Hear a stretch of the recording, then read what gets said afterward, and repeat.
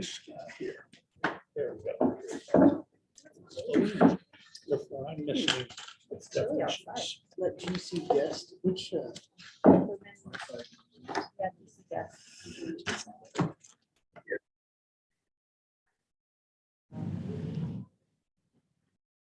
Usually, when you use that, you have to go to your web browser and then it'll prompt you like People are starting to fill just this bypass the sign-in thing. Yeah. And then it'll work. Okay, it is 4:30 and I will call us to order.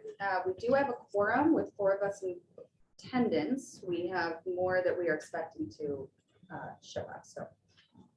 I will call our meeting to order. It's September 12th. We will begin with citizens to be heard. And we do have a public hearing on the agenda today, so if you're here to make a comment for the public hearing, you'll have an opportunity to speak then. If you'd like to speak on something that isn't on the agenda today or is on the agenda but isn't that public hearing, now's your opportunity. But you'll do another persons to be heard at 5:30. We normally do one at 4:30 and one at 5:30, and then we also have the public hearing and an opportunity to speak. So it's another opportunity. Lots of chances today. Fantastic. And I'm not seeing anybody online. So I'll go ahead and move us forward. Ex parte communications and disclosures. Does anyone have any ex parte communications about the public hearing today or any disclosures to share? Okay, seeing none, we will move on to approval of our meeting minutes from August 22nd. Any comments about the minutes or revisions to suggest? I'll make a motion to approve the minutes from August 22nd. Second, All right, we have a motion on the table to approve the minutes from August 22nd by Steve, seconded by OB. Any discussion? Seeing none, those in favor, raise your hand. That is unanimous. Thank you very much. Okay, we will move on. Well, our county commission liaison, she is en route. She ran into some travel issues, so we will maybe come back to that if she joins us on Zoom. If not, do you have anything to share in terms of, I know we have a September 20th public hearing for Yale. I didn't sit through the whole meeting last week. We didn't have a lot going on as far as planning and zoning, except for my subdivision that got approved. Recalling exactly what was on that agenda. I just put you on the spot, and I apologize. And Makeda has just joined us, so we now are at 5. Let's move on to staff updates. Jenna is our new associate planner. Congratulations. Woo. Yay. Very happy about that. And so now we are hiring for Planner 1. So that's out there. It's been posted on the county's website. And we're hoping to kind of have a far and wide reach to try to recruit somebody to be part of our little team for planning and zoning. So hopefully we can get that position filled soon because we really need it. We're feeling the stress of being short-staffed. Yeah, and then we have, of course, our Vista Noel, so she's kind of just picked up with things very quickly, and It's so helpful. yeah. Yeah. Things like for advertisement for different upcoming public workshops we have, when I would typically have to step away and spend an hour or two doing graphics and reaching out, she's just jumped right in. Yeah. It's so nice. So that's that, and then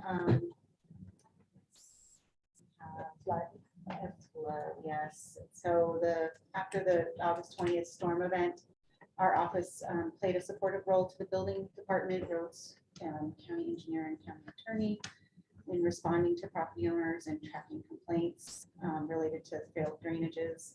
We've been sort of taking stock of how we currently handle development inspections pre, during, and post construction to ensure quality drainage systems are going in and how we can improve that process. This flood was obviously enormous and unprecedented, and so it kind of like opened up the gates for kind of figuring out where our weak spots are in our land use code and our processes for development. So we're also working on a public service announcement to all the Grand County property owners, which will just inform folks of their responsibilities, their own individual responsibilities or their HOA's responsibilities for maintaining their drainage systems on their properties. which, you know, that requirement is generally on the subdivision plat as plat notes. So a lot of folks don't realize that, and I think that's just been kind of overlooked in how we get future property owners that, you know, that buy or purchase a property maybe, you know, several times later after many purchases go through and it's getting turned over to different owners. How do those people actually get disclosed that information, that there's requirements on their plat for maintaining their drainages? So we're looking at how we can get that information out to people and maybe working with the realtors, making sure that they're disclosing that to buyers. I have a quick question. Is that mainly, I know in Castle Valley, we talk a lot about, you don't want to change the direction of the water coming off your property, but is it more than that? Is it also keeping things cleared? Yes, maintaining, meaning keeping your culverts clear and clearing out your detention basins if they're getting filled up. So all of those things, yeah. And that PSA will be drafted like jointly with the engineer and the attorney and us, so we can kind of put all of our 2 cents in there. And then we plan to do that actually, that PSA will go out annually, like a few months before monsoon season, so we can make sure that people are aware before the monsoons hit to go and check your drainages, and clear everything up. And also how folks can get a copy of their drainage plan. We had a lot of those inquiries right after the storm. I think we can streamline that a little bit better. We will be undertaking some future updates to the land use code to establish new protocol for developers to submit GIS shape files of as-built improvements for all infrastructure, including roads, utilities, and drainage. So we'll have the original drainage design easily accessible as a layer on our GIS parcel map going forward. Just makes it super easy to see, you know, what was the drainage, how was it originally designed, and how was it approved. And that we don't think that's going to be a huge burden because a lot of the engineering firms already have the shape files that they're working with, so or they can easily import them. We might have some other updates to the code for development standards and subdivision standards related to drainage. We're looking at that. And there's also been the possibility of adopting an ordinance requiring owners to comply with the drainage maintenance duties as prescribed in their plat notes. We don't really know if this is going to be necessary, but we definitely want to get, like I said, we want to make sure that property owners are aware of that requirement. What is some, so when my neighborhood was hit by the floods last summer, and there were some draft notes on an early subdivision draft that were never recorded. I went to the recorder's office when I learned that this was something that there was some confusion about whether or not we as the property owners were responsible for this. And I just know the records, the historical records in this town are not always accurate. Right. What is happening right now to ensure that things we believe are recorded actually are recorded, and that the county is carrying some of the burden to not just put it on the homeowners, especially where we might at the county level have the assumption something is recorded when it's not. Like, Right. Is there any discussion happening? I don't know how we would necessarily go back and kind of check our records for all subdivisions that have taken place to make sure that everything got recorded. But I think it's more kind of coming up as people come in and inquire about their drainage plan or their plat notes. We can easily pull that up through our system with the recorder's office. And hopefully it's recorded. And if it's not recorded after we've done some major digging, then we should go ahead and get a recorded, copy of it, or get the copy that was officially approved by the engineer and get it recorded. So if there was something not recorded and it's changed hands 4 or 5 times, the fifth homeowner is still responsible for knowing what was agreed upon in 1980 as opposed to what is at the If recorder's. it wasn't recorded, yeah, I don't know. I think we need to probably develop a policy on that if this is something we're seeing. come Right. forward. Yeah, because back in the day, things probably got missed. You never know. I'd love if this is something I'm sure the county attorney and the building and roads department would want to, both of them would want to weigh in as well. Can we get some updated and accurate information to the public on what the county's policy is there so people don't feel like they're caught off guard? Definitely. That's a good thing to bring up for sure. The only other thing we were kind of discussing was to eventually do a partial update to the storm drain master plan, which our county engineer feels that plan, even though it's 10 years old, is still mainly current.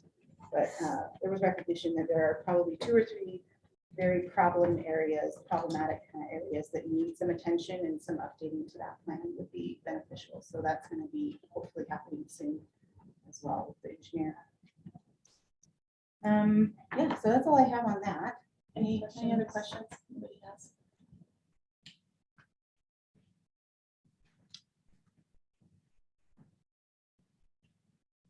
On to the next agenda summary. Hey, I'm not gonna spend too much time. This was mainly just to give you guys some background on what we've been working on in our planning and zoning office, because I feel like a lot of times we end up getting pulled in a few different directions, and then we're off working on projects that, we haven't really discussed at planning commission, which I feel like, I just want to make sure you guys are aware of all of those things that we're working on. So obviously you're aware of the housing study. We did have that kickoff meeting with the consultant week before last. So they have asked our office to provide a bunch of data, baseline data. So we're scurrying around trying to get some baseline data for the consultant to get going. And so that's kind of taking up a bunch of our time. The housing task force, just to let you guys know, they are planning a housing fair. It might turn into like a series of housing fairs. It will kind of keep recurring, but the first one would be in December, and it'll be kind of a full day of all kinds of housing topics that it would be for the general public, but also engaging employers and businesses in the conversation. So there'll be more information coming on that soon. The Moab area affordable housing plan, which was done in 2017, that has been an ongoing effort to update that plan. And it's kind of been passed around through the housing task force, and we really need like a person to kind of take it on as their main project, to kind of be the lead, and that's going to be Noelle. And so she's going to be kind of the point person to keep it moving forward. And she's already got a ton of great ideas on how to improve the draft that they've already worked on. So I think we're going to have a really, really well, just a very quality effort there with the affordable housing master plan. And that will be an update to the general plan eventually.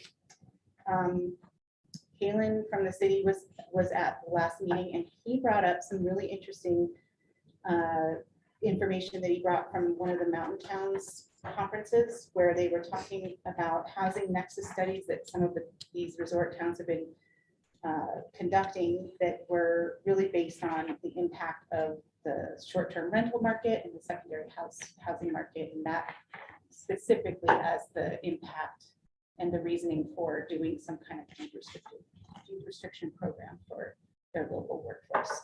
So we're looking into, he got some examples of those studies, and we're gonna just look into that a little bit. Is that something that we could make available? Yeah.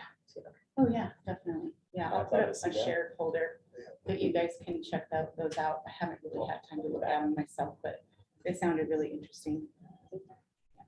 And then, of course, on September 20th, the ADO ordinance alternative dwelling overlay district ordinance will be at the county commission for a public hearing.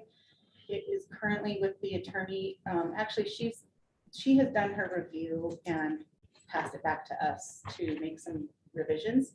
So we're kind of looking at parsing out some of the minor revisions are no problem, but if they're kind of a major difference between what we originally planned, had discussed at the planning commission, then I would put that in the staff report as something that the commission could consider to revise, unless it's like a very black and white legal issue that we have to change it. So that draft is kind of in a updating stage right now, and we'll have that ready by Wednesday for the agenda deadline, and we'll share that with everybody. It'll be posted on our website and whatnot. The transportation stuff, our Unified Transportation Master Plan, that was adopted. We've got it up on the county's web pages on the roads department and our planning and zoning, so you can go look at that. It's a pretty interesting document. And the Safe Streets for All grant is a US DOT grant, and we are working on submitting that. I thought the deadline was today, but it's actually Thursday. So we're working with Kimley Horn and wrapping that up, and that's been taking up quite a bit of time as well. But it is a joint application for a large sum of money for some big projects. So I'll provide more information on that when we get it submitted, and I can show you what the project list is and everything. One of those projects, which is very exciting, is the Spanish Valley Shared Use Pathway that will extend all the way to the county line, so that that portion that wasn't funded before will get, hopefully will get funded. And it is a joint application with the city, so we're the primary, the county is the primary applicant, the city is joint.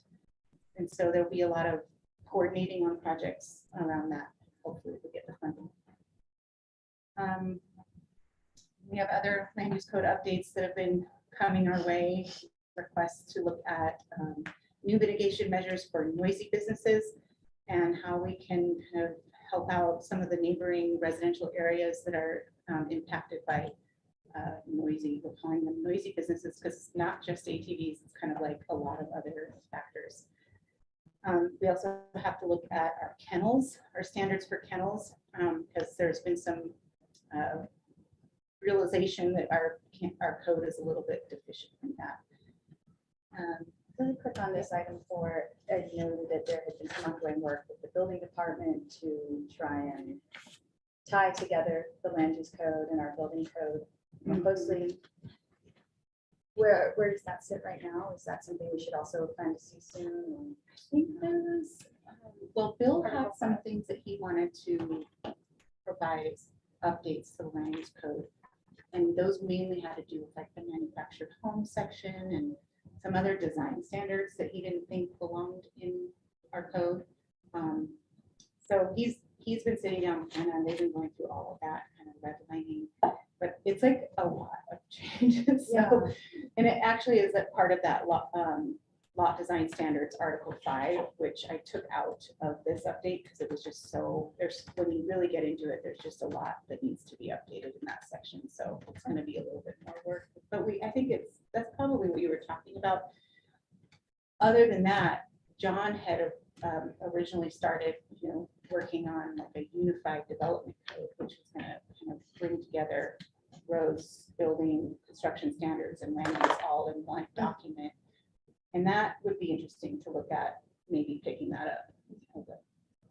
It was the former I was specifically talking about. I know that Aaron had been sort of the representative from the planning commission to work with these. Sure, we met on a Friday and I think we spent 3 or so hours going through several sections of land use code and redlined a bunch of it. And ultimately what we found is it's going to take several more sections. Okay. Obviously, like as you go through it, you find that one piece is linked to 3 other sections of land use code that also need updated. So with that first brief, so it's clear that it's going to take 3 or 4 more sessions. And it's before probably it gonna was affect other articles Yes. too. So I'd love updates there just more generally to know if we believe we're going to be heading towards a just massive. Yeah, or if this is something we can do a little bit more sequence, because I think it's easier for the public to get involved when it's more sequence, and it's easier for us to not lose the details and the conversation and the back and forth as well, for sure. So that's something we need to resolve tonight. It'd be great to maybe get an update on that. Yeah, I think off the top of my head, it would be sequence, because ultimately, as we get through Article 5, it's gonna highlight other priority sections that should come in order after that. So Article 5 would come first, and then we can be able to see which next article would be more important. yeah, we can start thinking about it. Okay. We are going to be looking into the Thompson replat again, because a lot of people out there have been concerned and want to see that happen, and it just kind of got stalled out right around when John was leaving, and I don't really know where it's at, except that there was some problem with the fact that everybody in the replat, all the property owners would have to sign on to it, which seemed to be very challenging for long as possible.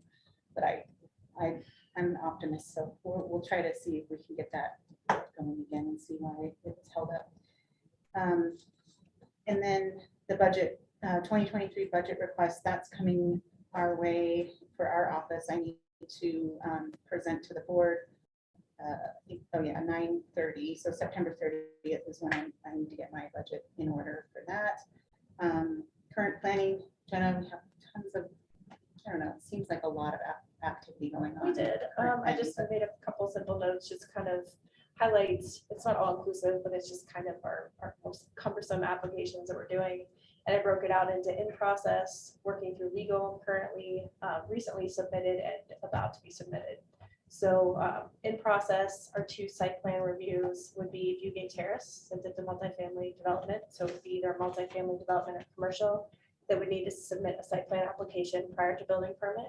So we're going through that, and it's 119 apartments, 96 of which are deed restricted.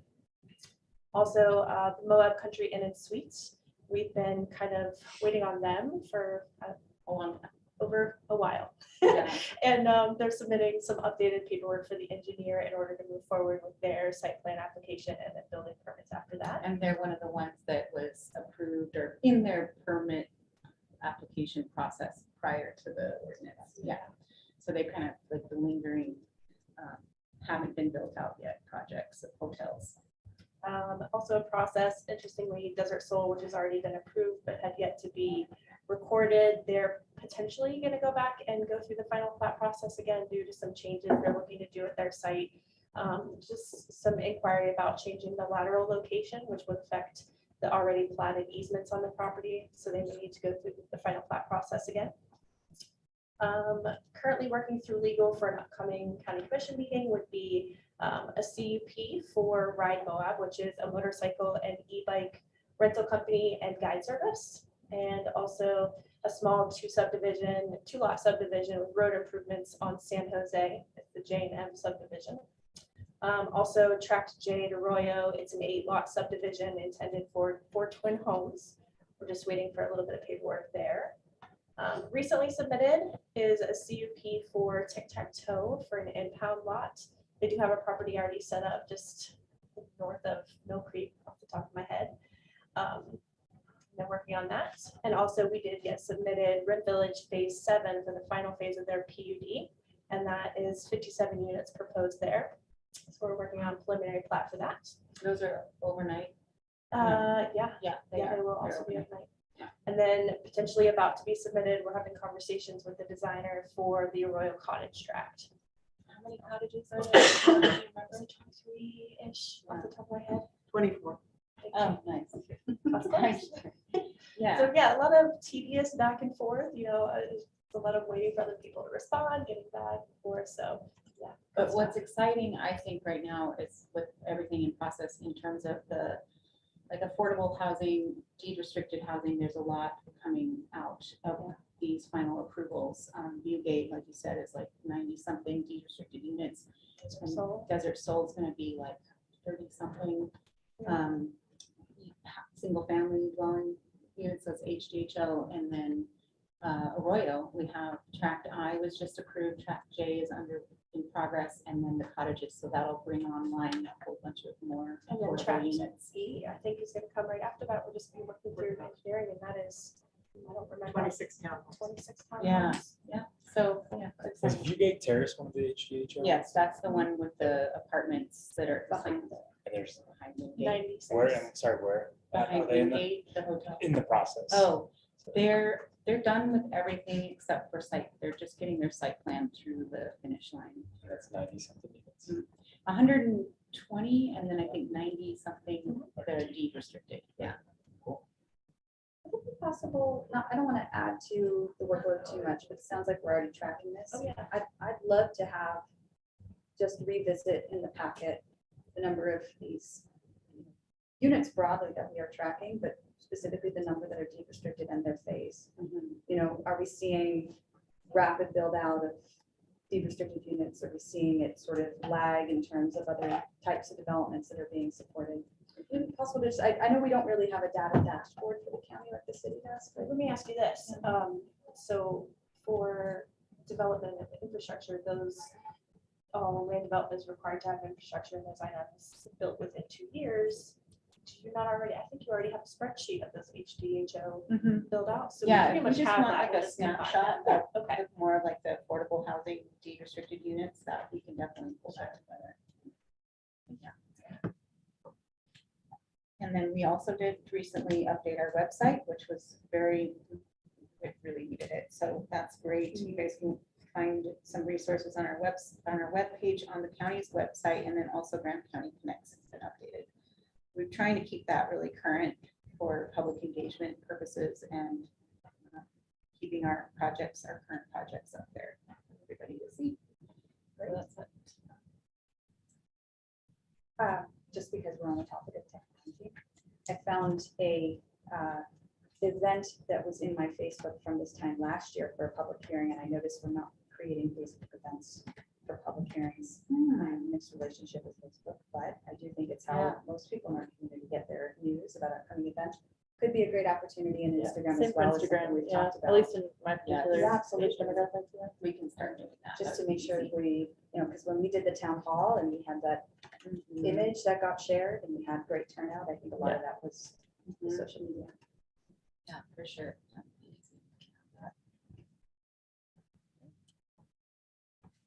Any other questions for staff related to the staff report? Tony has joined us online. Hi, Tony.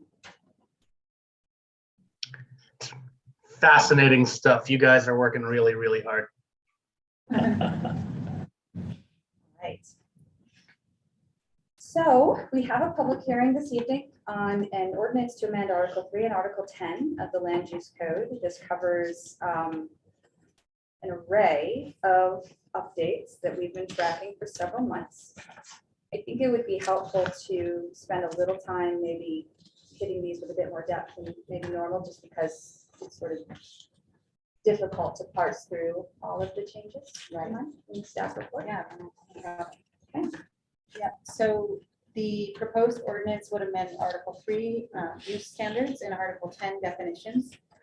Like I said earlier, we took out Article 5, that's gonna be more work.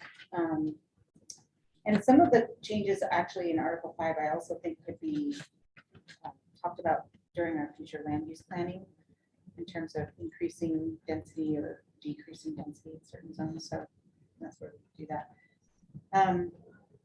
So to just start out with one of the bigger, I guess it could be big, I don't know, could be controversial, but we did have the consensus of the planning commission at one of our meetings to allow an exception to the illegal camping regulation. And that would basically just mean, I'll just read it, to accept that camping could be allowed in range and grazing for purposes of grazing livestock, hunting and personal recreation for no more than 30 days and is not permissible as overnight accommodations or long-term rental. So that's kind of how we've decided to word that exception. And if you guys have any comments on that one, we can start with that. We're not going to do comments because we have a public hearing, so we're doing a Right. staff report just Okay, as an so I'll go overview, through then I'll everything. open the public hearing and Got then it. some Sorry, conversation. okay. No, it's Yeah, so that's just kind of a right up front change. Taking out the flea market section because we're addressing that in temporary uses. And then for accessory uses, we go right into the accessory dwelling units section, which obviously that's been discussed a lot over the course of last several months. Basically, the impetus for this was to update our code to incorporate new state law regarding internal ADUs. So we did that, and while we were in there, we went ahead and tried to improve the code as well to just make it more accessible. Maybe to even encourage more construction of ADUs so that the setback was reduced if you're not building a 2-story ADU. We went ahead and let's see, just kind of cleaned up the language mostly in there. So we have our required parking spaces. Oh, and one of the other bigger changes was that we decided to define the external dimension of an external ADU not to exceed 1,200 square feet. And that's measured on the exterior of the building. So the interior space would actually be less than 1,200 square feet. So that was kind of a bigger change. As you scroll down, we have the temporary use section. And that had a lot of changes. We only had a few temporary uses identified in our previous code. And we added a bunch. So that was kind of based on recommendation from the attorney and some other county officials, and I think even some planning commission meetings that came out of. But basically, we're adding things like a fair or carnival type of use and making sure that those wouldn't happen in any residential zone, would be located within, not located within a quarter mile of a residence, those kinds of things. The general provisions up at the top are kind of lengthy, but I think that I wanted to put enough provisions in here to make sure that there weren't any concerns that these temporary uses would be negatively impacting the neighborhoods. So we have everything from fire related requirements for buildings being separated by 5 feet, not blocking emergency accesses.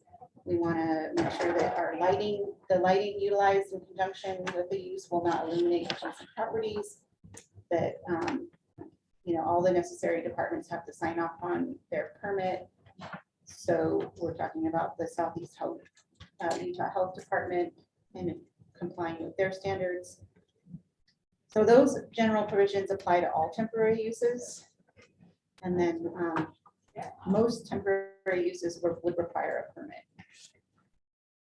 I think all of them do, except for food trucks, because we can't really regulate those. So seasonal outdoor sales and farmers markets and flea markets are all covered under here. Other entertainment concert series, like what we have up at out in Sorrel Ranch or Red Cliffs, where there's a concert series happening, but it's not really something that's allowed in their use right now. So they would go through this process potentially. Sorry, which section are they covered under? It's a H, other entertainment, concert series, film screenings. I think you maybe didn't get this section. Did you get 3.3? I do. 3.3. So, I think you got an earlier, maybe you did. oh, you're right. I was wondering, I was like, I just made this one. Cool. Thank you. It's a H. Yeah. Okay, great. Thank you. And these, it's possible that some of these periods of time that we're talking about in here could be modified. That's definitely something up for discussion. How long does a permit last or before it's expired? How many times can you renew it? Those are things to be considering. And then the last big one that we put in for temporary uses is motion picture, television, so film production. We define those in our code now. We didn't have any language before for that. And we actually had a meeting earlier today with some folks, and the attorney was planned to be there, but she couldn't make it. So it's kind of an ongoing discussion with this one in terms of whether we require a temporary use permit for filming activity that's on private property versus in the right of way or public parks. For any filming activity, like in most jurisdictions, if that is happening in the public right of way or closing down streets or anything like that, you have to go through a permit for sure and get, a certificate of insurance and indemnification agreement, all that kind of stuff for liability. But when it comes to private property, they're going through the Utah Film Commission, or the Moab to Monument Valley Film Commission. She has that whole process set up to get them their C of I with the private property owner, and all the liability things are taken care of through that.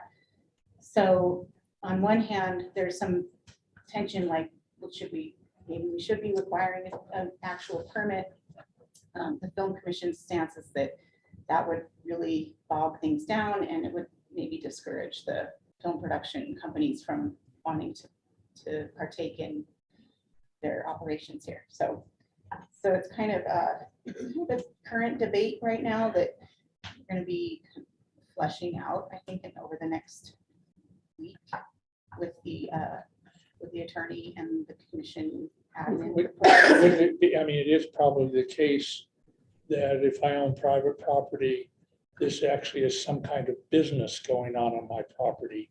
So I mean, it does make sense that there might be special permission use. Some people are using Castle Valley for a little tiny piece of the Horizon movie. All kinds of nice agreements, don't take a picture of Castle and Tower, don't do this, don't do that. And yet allowing them to park some more cars than they're allowed to park.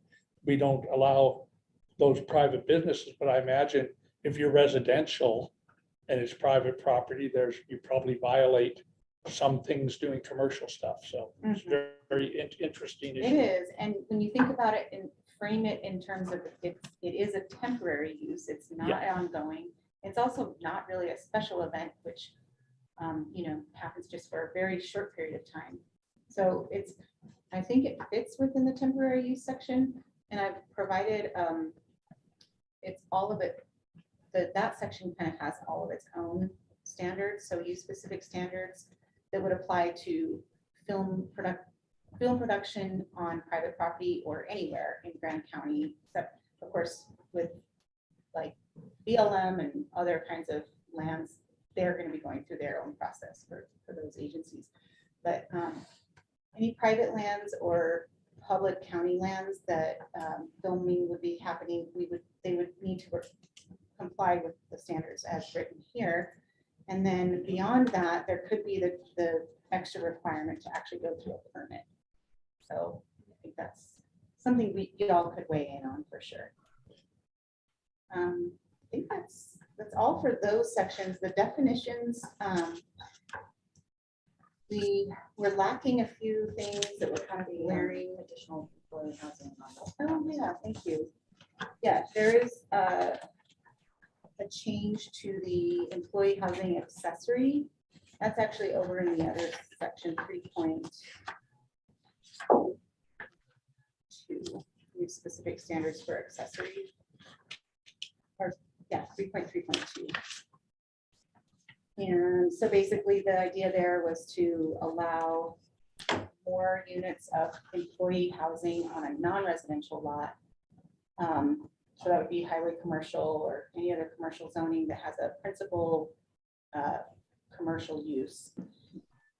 Originally, it was 5 units that you could have, up to 5 units, no matter how large your parcel was. But we discussed the idea of maybe tying that to the size of your parcel. So I'm proposing 6 units per acre, up to 18. Because right now in highway commercial, you can actually have 18 residential units as it is. So that would just mean more employee housing in commercial zoning districts.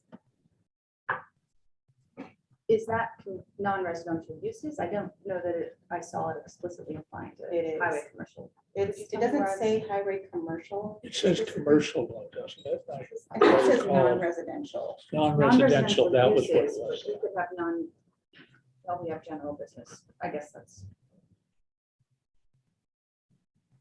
Oh, we can dive into that when we talk about this substantively. Yeah, okay. All right.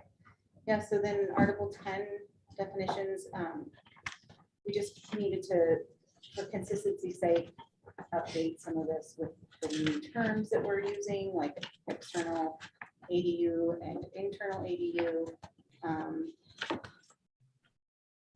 Added in a definition for townhome, which wasn't in here previously, which was causing some confusion. All the terms that go along with the filming activities, those are in here now. And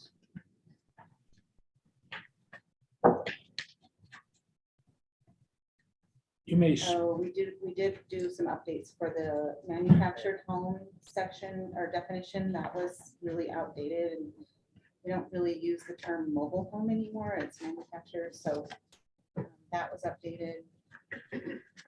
There's a definition for mobile unit, which is something I found in some other codes that could pertain to our alternative dwelling ordinance if we wanted to define, like, just kind of group together, like the idea of travel, recreation, recreational vehicles, travel trailers, camp trailers, motorhomes. So those would be called a mobile unit. Yeah.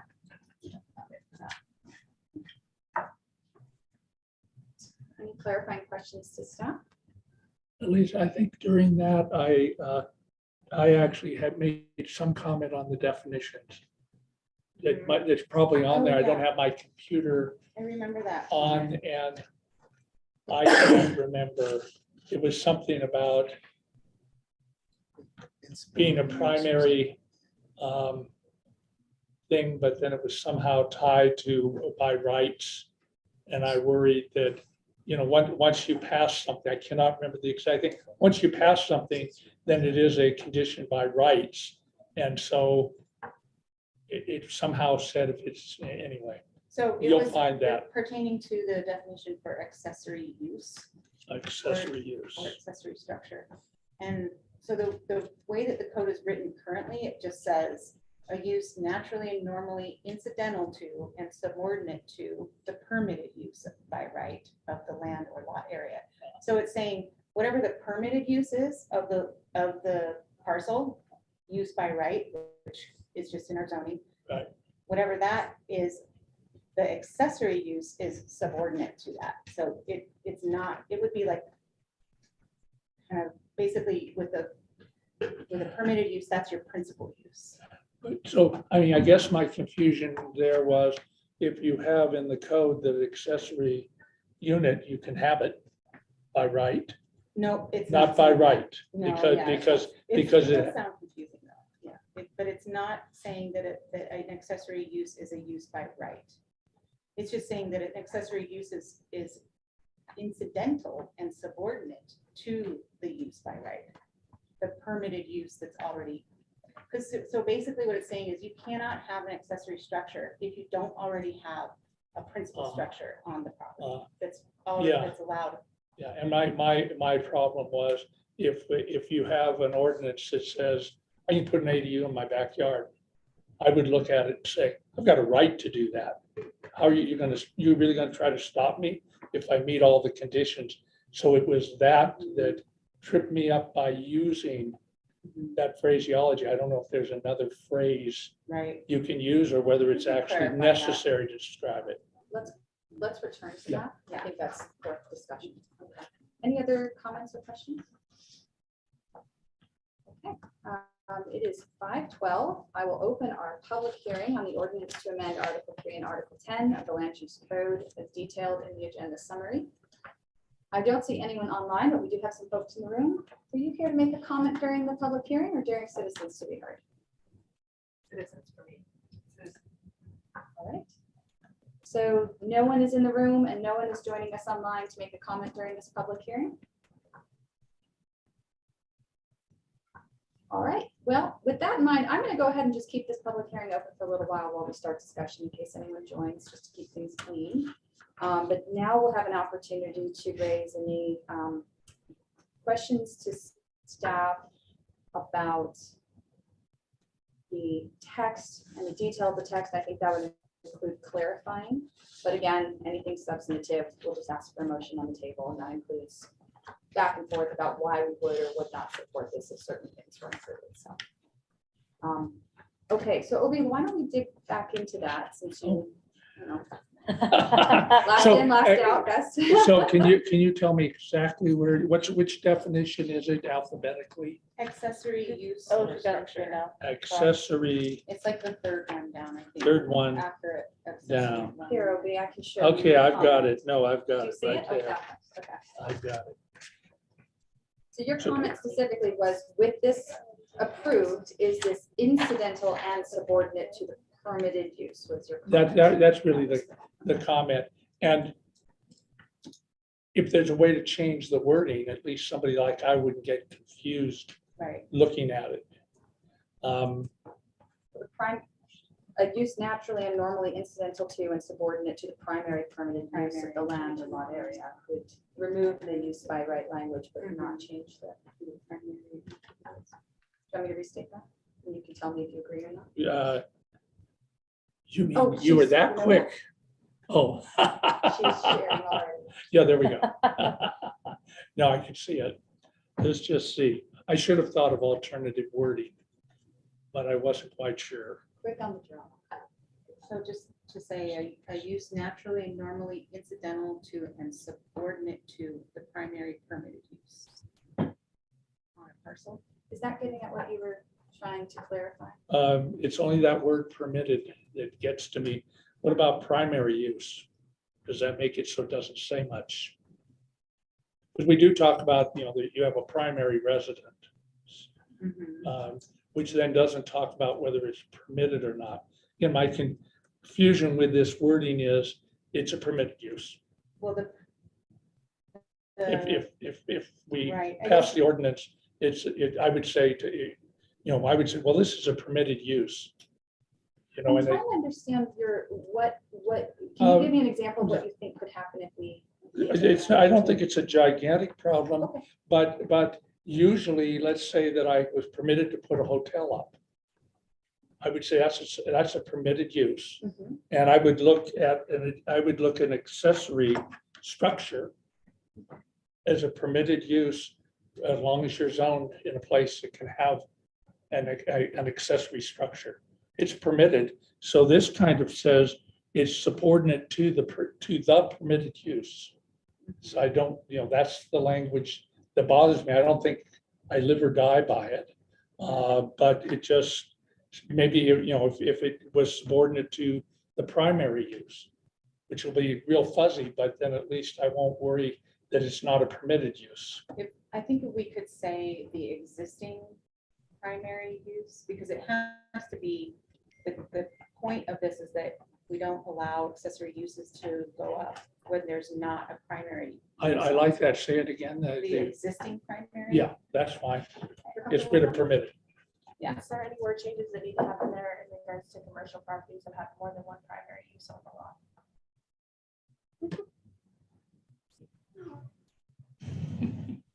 Need a can of worms. Primary use or uses, but just to say it could be, because we do have that. Or any primary use on the property? Existing primary use or uses.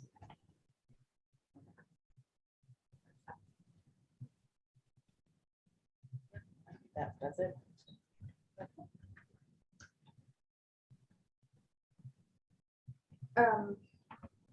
I had a few questions related to the temporary use. Maybe we could start there in Article 3 and then move on to, or do we want to, are there any other comments on Article 10? I guess I while we're do. on this one. I have one.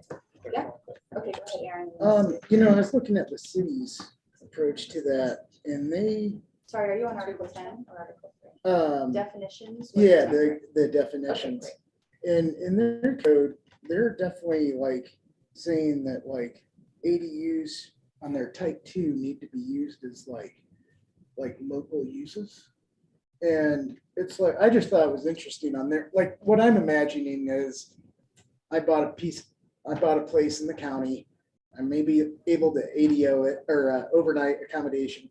And then I can do an accessory dwelling and I can sneak that in on an overnight accessory too, because my primary use is overnight accommodation.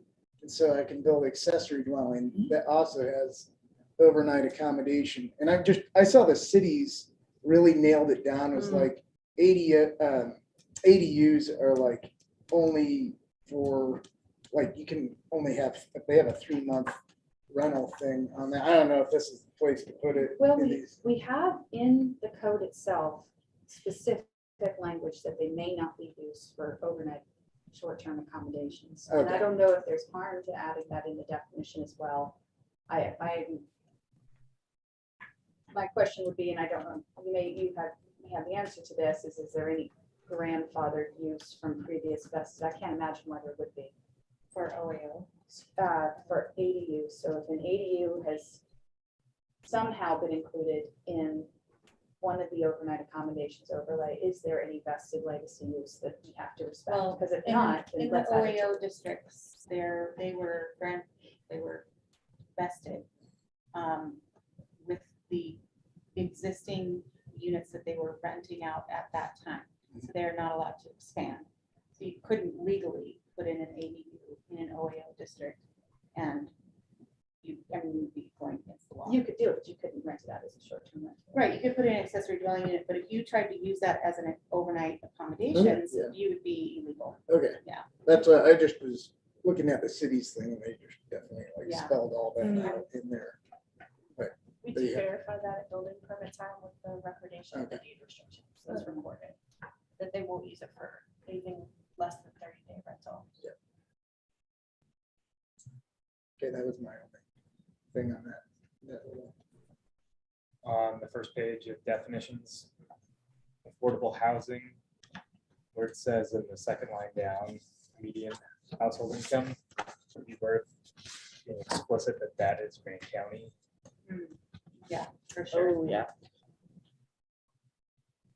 Yeah, this definition probably Yeah, I'm could gonna visit use that. maybe some more attention in general. I knew that that would probably be a little bit of a can of worms. But you should at least put the monthly household income of Grand County residents, maybe. So I've had numerous people that are friends of mine and stuff, work with these affordable housing programs. And the ones that seem to be like run up against roadblocks are like, oh, we're married, our income exceeds that affordable housing threshold, but they can't afford anything and they're excluded out of the affordable housing stuff. I Yeah, see this as like, I've heard this story played out numerous times. And Yeah. like, I definitely am like, I wanted to talk, I know we're not like, that wasn't one of your highlights, but I'm like, if we're going through this section, that is something that really, I feel like is problematic how that 30%. Because I'm like, okay, a single person, I think I figured it out. That's $1,600 per month on a gross median income. And so for a couple, that would be what, 3,200 on, sorry, I didn't have that written down, but anyways, I'm just like, I think there's a lot of implications in that. I think it's a really good point. Yeah. Like my partner and I couldn't qualify, like before we ended up getting really lucky and getting a house, we didn't qualify for any of the affordable housing in town, even though we were making like not enough to be able to buy a house, all this stuff. And that's something that a lot of the young professionals like me are facing because they're making enough money to eke by, but then they're also cohabitating with a partner who's also eking by, and they don't fall, they're over the budget. I know that the road crossing development is going to have some, like, I think they're calling them middle income, missing middle income. I'm just wondering if it might, I mean, this maybe is opening a bigger can of worms beyond the definitions, but like breaking it out into like lower and middle or something, Yeah. affordability, and then coming up with some kind. I think Gary's making a good point, but I think maybe it needs to be expanded to be like, Well, this affordable is how housing all has these 2 things work, brackets to right? it. There's the middle that has all these things and the lower that has all these things or Yeah. something. That's definitely something we need to look at. I Yeah. think that will come. And maybe not right now, but When we get our housing study done, Yeah. we'll be updating our affordable housing section, which will affect this. And that should be part of the update to that is providing that requirement for, it wouldn't even be something we can require at this stage. We can incentivize affordable housing Mhm. when people apply for like, a planned unit development, but it's not happening as much as we would like. So at this point, I don't really see this as being, it's kind of moot right now because we're not using it. We can't require affordable housing unless somebody applies for a planned unit development. Their subdivision is getting that density bonus. Uh-huh. It might be worth noting, just historically, there have been attempts to address that missing middle, as Sherry put it, like that was what the HDHO was. Yeah, that's what I was gonna The say. short housing ordinance, which hasn't really, not much has happened from that, unfortunately, but we can't really, as I understand it, mess with the definition of what qualifies as affordable housing, because I believe that's federal definition, right? There are some, like, It's there's, like- I think it depends on how we want to use it. If we want to require, we can require different levels, like low, middle, but those are all set by the, I think, by the state.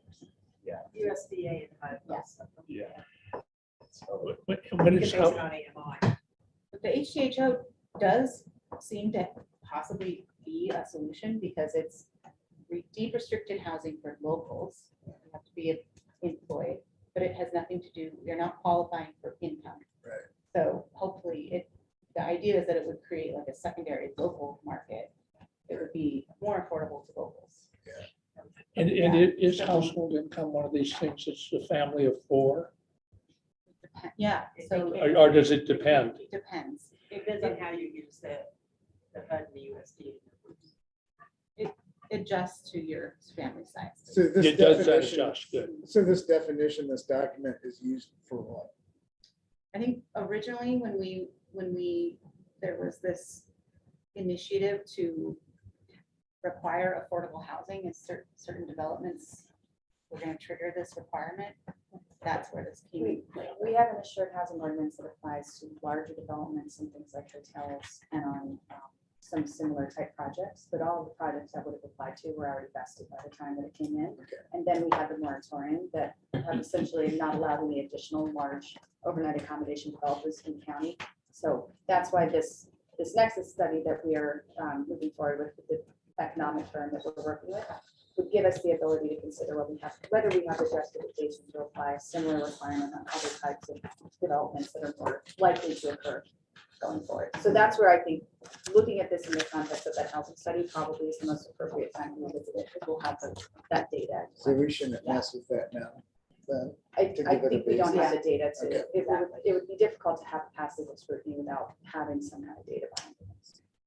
I'm gonna pause here, Tony. I'll just keep checking in with you since you're online. You can just wave me off, but I don't want to make you talk over us here in the room. No, it's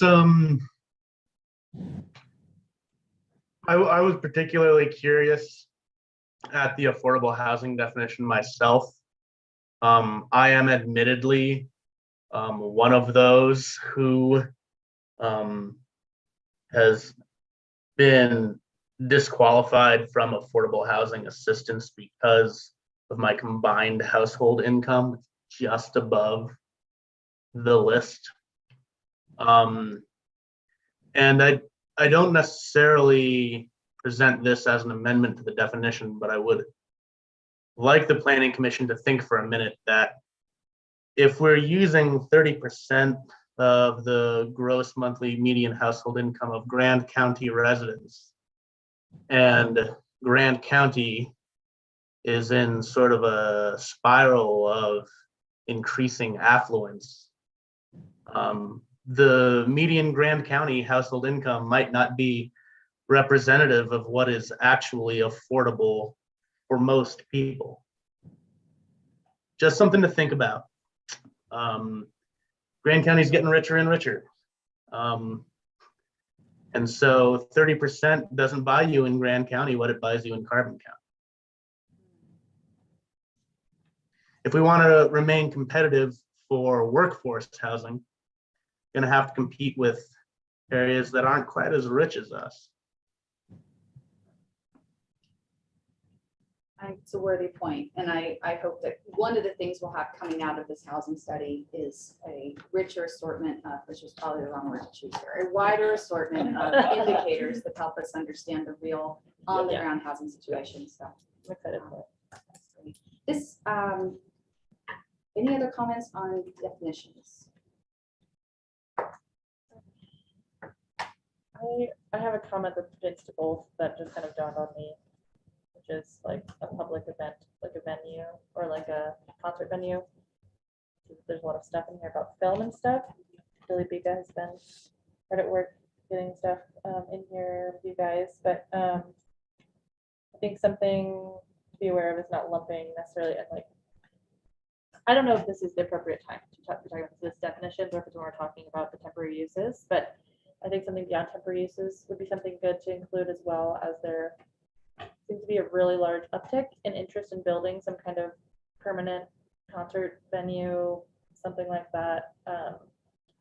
So I just think that's would be Yeah. something worth to add or include ahead of Well, that happening. So actually, But I missed, Might have missed it. well, I missed it in my staff report, Oh, okay. that we, not necessarily a concert venue, but conference or event space. Yeah, We wanted to add that into the use table for commercial zones. 'Cause we do not currently address that at all. And we have had many folks come in and ask if they could, if they would be permitted in their zoning for something like that. I haven't developed the use specific standards for that use, but I did put it in here just under in commercial uses. So it's right there, conference event center. It would be, and this is just kind of off the cuff, maybe it would be a permitted use in general business, CUP in resort commercial, permitted use in resort special, and then a CUP. The only reason I wanted to maybe think about it as a CUP in highway commercial was because we have all that highway commercial that just abuts the residential neighborhoods. Yeah. And so that maybe would need to be looked at a little bit more with some scrutiny. So, that's, we haven't fleshed out the standards for that yet, but it's something I would like to propose in this update for the county, for the attorney to look at as well. So would that need to be added? Is that already added into the definitions? No, Okay, cool. One of the issues we've had in the past is having conditional permits without relevant use oh specific yeah, we would standards. definitely need to have those before we take it to county commission. Yes. Developed and fleshed out.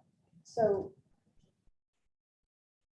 I think it might be wise to get the county attorney to weigh in on this. I also don't know Yeah. that we would want, I mean, this is up to the person making the motion, but I don't know that we would want to include these I have without a future the use update. standards. Yeah, no, that's great. That's why Yeah. I was, yeah, that's what I was curious. So, Yeah. okay, here's what I'm gonna do. It's 5:30. Oh, we have Mark Horowitz. We have some folks locally who want to make a comment. Here's what I'm going to do. I'm going to close our public hearing. We have not had anybody show up. Mark, are you here to make a comment for the public hearing? Or citizens to be heard? Mark? Yes, please. Thank you. Oh, sorry, hold on, Mark, 1 second. Are you here to make a comment for citizens to be heard or for the public Yes. hearing? Okay, so hold on one moment. So I will close the public hearing that we opened earlier in this evening. Nobody show up to make comments. We will put aside for a moment our conversation here. I am going to say that we are starting to get into territory where I would like to have a motion on the table when we come back to this to be able to go deeper into the code. Just as we're starting to get to some of these substantive areas. But first, Mark, I am going to come back to you in just a moment. We've had some folks in the room and then we'll circle through the folks who are here to make a comment for citizens to be heard. Are all of you hoping to make a comment or you want? Tentative. All right, well, Sherry, we'll start with you. And Oh, so I'm going back a couple of years. I have my personal house hat on that just got devastated by the floods. But, so I think, Emma, I think you were the only one on the planning commission Somebody would have been. with Rancho Nuevo. Yeah, you were on it too. So remember, we had a lot of different drainage issues. So I'd like to use that particular project as an example of what Lisa and Jenna are having to go through, because it became quite involved, and I'm going to just be completely in support of the efforts that they have to go through, and use it as an example of what's before you and what hopefully we can stop from happening in the future. So yeah, it's been a good one. So I'm going to just give you a brief. The Rancho Nuevo was an 8-unit PUD. And I don't know if I have enough for everybody. And what I want to. This is off the old city park, right? Yes, This that's is where correct. you was? Yeah, okay. Yeah. So this is, so what I'm going to give you a couple so you have to kind of share. This is when when I asked for the drainage plan. I'm looking. You're kind of look on, yeah, when I asked for the drainage plan that is noted on the plat notes, this is what they had. It was sent to me, and I might have to keep, no, there's one more, here you go. And so what I'd like to draw your attention to is the plat note at the bottom where it says storm retention notes. And I didn't bring my glasses, so I can't read it all, but individual retention ponds will be self-contained and maintained in the owner of the lot. Owner will be responsible to collect and grade storm water. Owner shall inspect the retention ponds. Owner shall, what does it say? Remove debris. Owner, I mean, you can see all these notes. Shall maintain retention ponds. And then last one is on-site retention ponds shall be constructed on each lot per the drainage plan dated July 21st, 2020, as amended, which ponds shall be self-contained and maintained by the owner. Okay, so to me, that means where's the drainage plan that should be recorded with this? There is no drainage plan recorded at the recorder's office. What Jenna did have was what you have that I just passed around. And that has supposedly was attached to, I don't mean supposedly, it was part of the engineer's documents. Unless Jenna has found something else, there's no signed permit that he actually showed up and he authorized it and he permitted it. It also says on this plat, July 20th, 2020 as amended. There's nothing on that plan, the drainage report that says amended. And those ponds are not on that plan, are not where the ponds are on site. So now we have this situation where we have all 8 new owners, that none of them were even told about the need for the ponds. And they were put in a place that isn't even what's on this plan. And now they are legally obligated to maintain something they don't even know what it is. Some of them even start filling in their ponds because they just thought it was a hole in the ground because they were never advised, which goes to a comment of the need of maybe we do deed restrictions instead of just throw it on the plat notes. But I think there's some owners here that can tell you where their ponds are actually located versus what this is. It says where they should be located. Then then you get into the other issues, which you and OBU remember. The issue was not draining, because I have a 30-foot slope down to my house, that it was not supposed to drain down to my house. And that's why they had to put in retention, not detention. So retain the water, not just detain it and run it off. Every one of those retention ponds have spillways.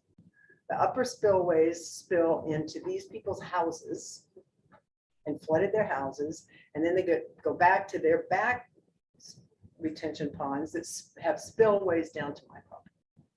Actually built spillways. And the retention ponds flooded and they went over and they have this whole thing about the vegetative matting. None of that is what is on site.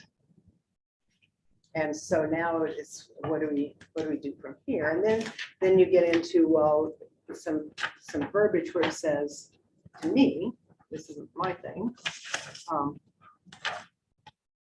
Say all on-site retention ponds shall be constructed that the drainage, or is it, maybe somebody can help me read, it's too small. To remove the Stays on the property. Be self-contained. Which ponds shall be self-contained? So the whole discussion was that these ponds would be self-contained and not very long. And the engineer was up there the other day. He goes, oh, well, of course they have to have a spillway. I go, it says right here, self-contained. He goes, oh, no, you got to have a spillway. So then what's the purpose of having the difference of a retention pond, which retains the water, and a detention pond? So we're having, these are the kinds of issues. And this is probably, I think, one of the more contentious ones, because for me, it has really huge downside. And for the owners up there, they've got their places all flooded, which they can tell you themselves what they have to. This is the kind of thing we have, that needs to be fixed from here on. And it's been driving me, I'm sure driving that office crazy because it wasn't, they conflict. The information conflicts. So I'm just, and then the one last piece is there was the Horrocks engineer's letter that was attached to the drainage plan that Dave signed, and it had criteria. They reviewed and accepted the following documents. There's a few additional items that need correction, and then he notes the original items. There's no follow-up letter, at least that I got. I don't know if you ever found it. No follow-up. These things were ever done, corrected, applied for, and to me, it seems like there should have been a follow-up approval letter. And something should have been signed so that we know what is that drainage plan and what is everyone legally obligated to do. So that's where we're going to be moving forward. I just think it gives you an actual on the ground example of, and this isn't, 1980. This is to 1920. Yeah, I mean, 2020. Yeah. Because this was signed and it started in 2019. So this is not, this is a new issue. So, thank you for your time. Is there anything you want to ask any questions? Because it's an in-depth, we talked about this a long time. It's a couple Just to years ago, clarify, so. this was the only piece that was recorded. This is not. Yeah, actually, that's correct. That was not recorded. Now, what was also recorded was the subdivision improvements and the county councils, all the documents are recorded. The county council's approval, what do you call that? Resolution. Yeah, the resolution, thank you. And the subdivision improvement and the plat. That's what John had in his office. So I get the feeling that you feel like it was an enforcement issue, like none of these things, it was there, it's not enforced, and there's not really a hand down of an instruction manual that gets handed down with the project. That's basically your thing, and you're suffering damage as just a bystander. Okay. And yeah, as are the innocent owners. Yes, yeah. Correct. So it's kind of two things. Yeah. And now, Dave and Bill say that the condition that they saw the property in recently was not the condition they saw it in when they approved it. The homeowners say, this is what we saw the day it was for sale, and nothing has changed, which that's a question for them. I shouldn't do Yeah. that. So there is a, he says, she says. Yeah. And then Dave said there was a drone, there was some drone footage taken, but now he didn't know if he could show, if it was available for anyone. I thank you for your comments, Sherry. I'd like to go back and forth between online and folks in the room. So I'm going to invite our next citizen to be heard person, and then we'll give you all a chance to make a comment. I'm sure you don't have to stay for the rest of the meeting. I am going to open up a discussion item on this after our discussion of this current hearing that we're in right now. I think I'd like to hear from staff about what we know and what we can do going forward. So if you want to anticipate that, we will visit that during this call. This is also on YouTube. If you all want to go and enjoy your evening and check that out later, that's fine. I imagine we'll have follow-up on this as well in future I'm meetings. sure we so- will, and it was really hard at it. Yeah, okay, A lot of thank you. hours. Thank you. So I will come back to y'all. I am going to go to to Mark, who's on the line.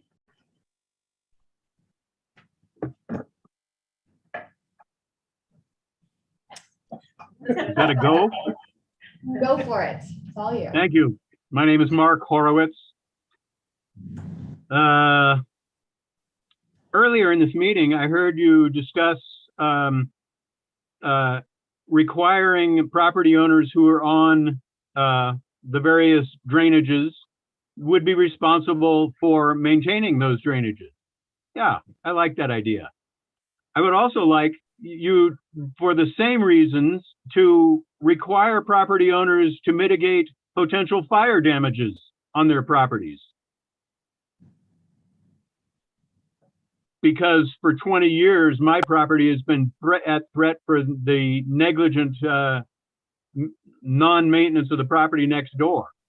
So water damage, fire damage, Do you understand my point?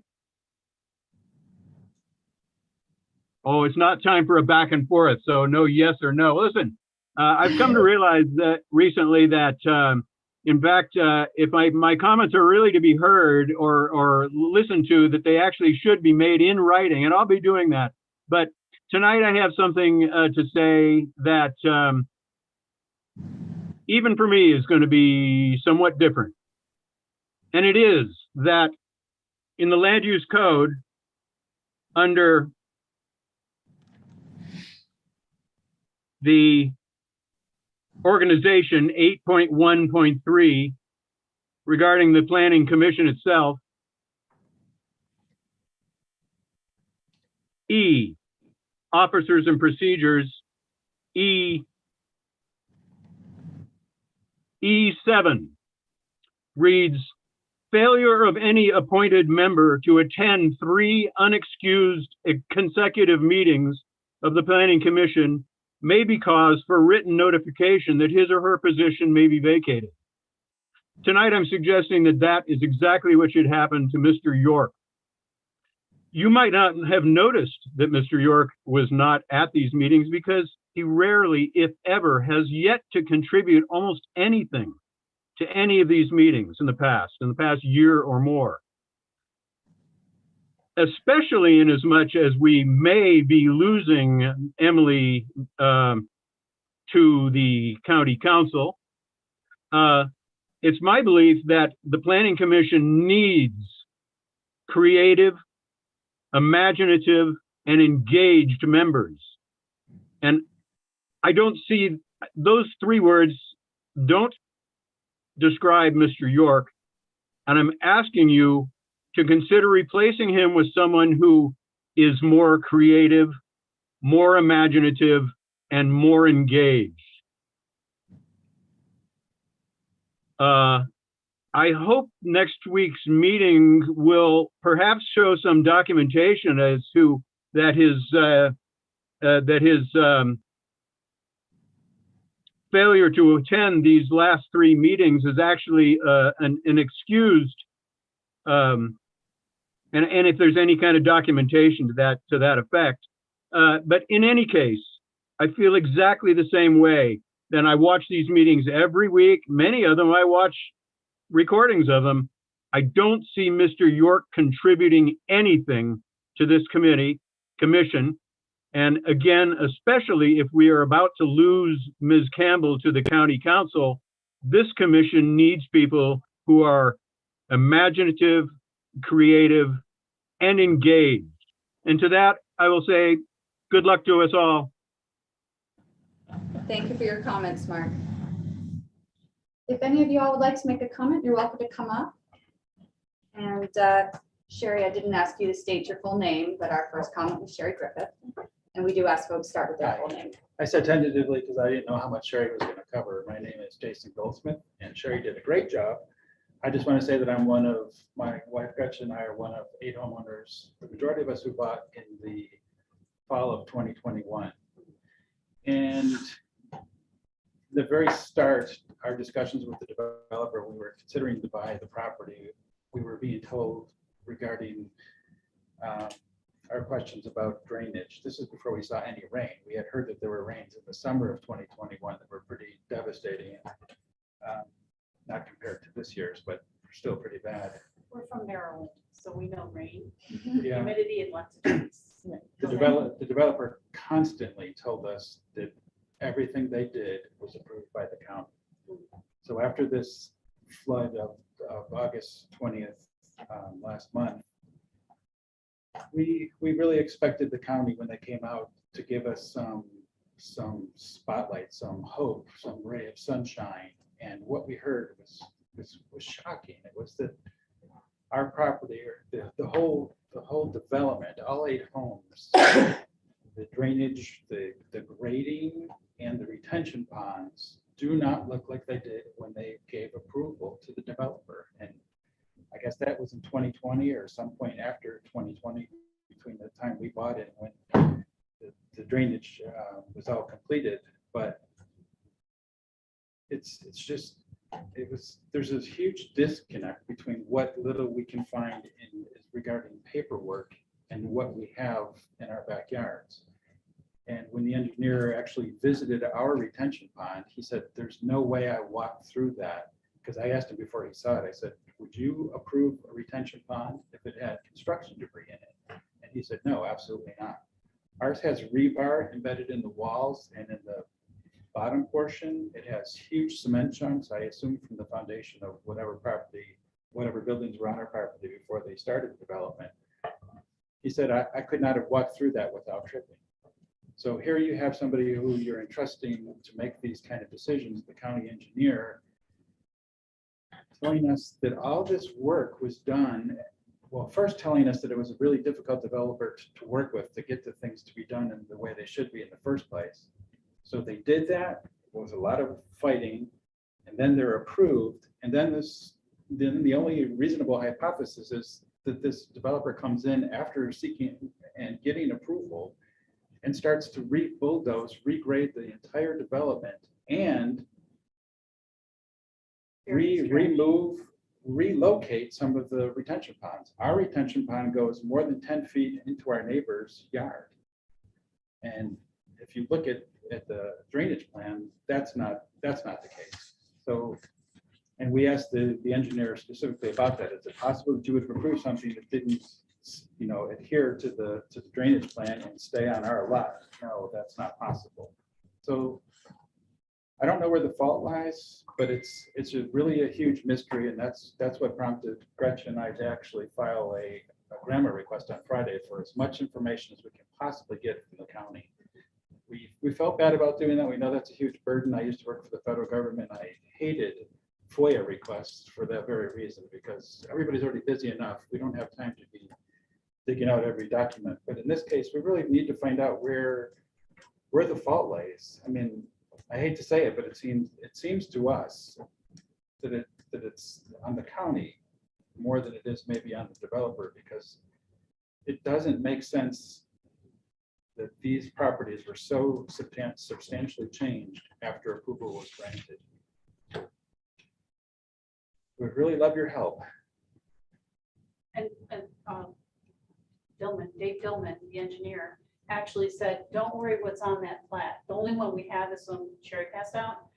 We're okay with it not being exactly what's on that plat. Now, how can an engineer know about drainage of property and tell us if you need this shape to be here so that it drains historically as it should, it's okay if it's up here instead? Yeah. And that's what he told You're us. referring to this document, the drainage document? Okay. Yes. Not the- And he's- and he said- They kept saying the size and shape and location doesn't. Yeah. The county. And more troubling to me is my understanding of retention ponds and how they're supposed to be built. If this was a retention pond, well, I'd actually like to address the neighbor in front of me, in front of our property, because his retention pond, like all others, has a spillway, and it is so deep that storm only raged on for about 15 minutes before that spillway was a raging river, and it was going right between our house and garage and right into our crawl space through one of the vents. I mean, it was devastating to see this go into our garage, go between our house, and then start to fill up that space.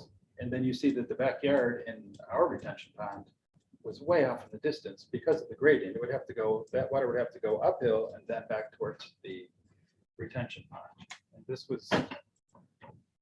is what we were given. And as I said earlier, bringing these concerns before we really realized how bad they would be up with the developer, you would just get that same line back. Well, the county approved this. So either the county never came out and looked at it, or looked from a drone that was so high up they couldn't see how badly things were or how bad the grading was, or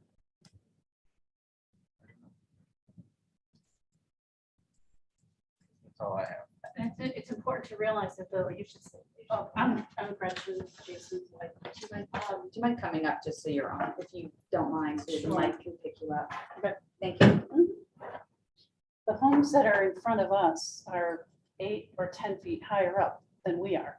So when you're on the street on Nuevo Court, on Nuevo, We've got those homes there, then we've got this huge drop, then it's our row, and then it's 20 or 30 feet to Sherry. And when Dave Dillman was with us, he said, our retention pond didn't breach. And I said, oh, on the contrary, I saw a path or two that did breach. And if we had had another ½ inch of rain, this woman's property would have been more devastated than it already is. And to have county officials tell us when they're on our property, this is a civil matter, you just need to sue your neighbors. And that'll take care of the problem. We have a problem with that because it's Moab, and that's not the Moab way. We stick together as community members and we live and we take care of each other's plants, pets, and each other. Accountability has to be more than what we're getting in word service and in scattered documents that are not complete. Yeah, one of the other things that we experienced during the storm was the washing out of one of the two electrical transformer boxes in our neighborhood. And that, one of those boxes was actually struck by lightning. So we lost power on the night of the storm, and then the next morning we lost power again. And when Rocky Mountain Power came out to service it, we talked to the gentleman doing the repair, and he said this second outage was because of this undermining of that electrical box. It dropped 2 feet into the ground because one of the retention pond spillways was directed right towards that electrical box. So he told us with every rainstorm, I don't think every From the rain event, 20th but on. every storm that we get is likely to knock out our power because of this thing being in the condition that it is. So when we asked the engineer on Tuesday about that, he said, well, that's for Rocky Power to take care of. So that's, they have to move earth to fix that electrical problem. That's not their job. It's a huge, huge problem. And when we first moved in, before we moved in, we had concerns over the drainage because of the storms that were here before we moved in. The developer, I keep getting his name mixed up, guy from Salt Lake. Ken Ken Edwards walked our property and said, I see construction debris. I'll take care of that for you.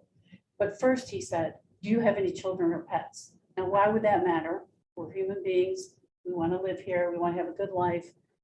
Yeah, animals would have a hard time. They run in the nighttime. was talking about the rebar. The that was rebar sticking sticking up out of the multiple ground and you places. go to yank on it. We can't do it with hands, picks or shovels. So for him to say that and then say, I'll fix it and not fix it.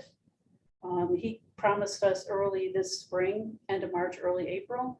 He was again at our property. He just did a surprise visit because coincidentally it was 24 hours shy of the letter Jason sent. Hey, these are the things you promised us. When are we going to see some help?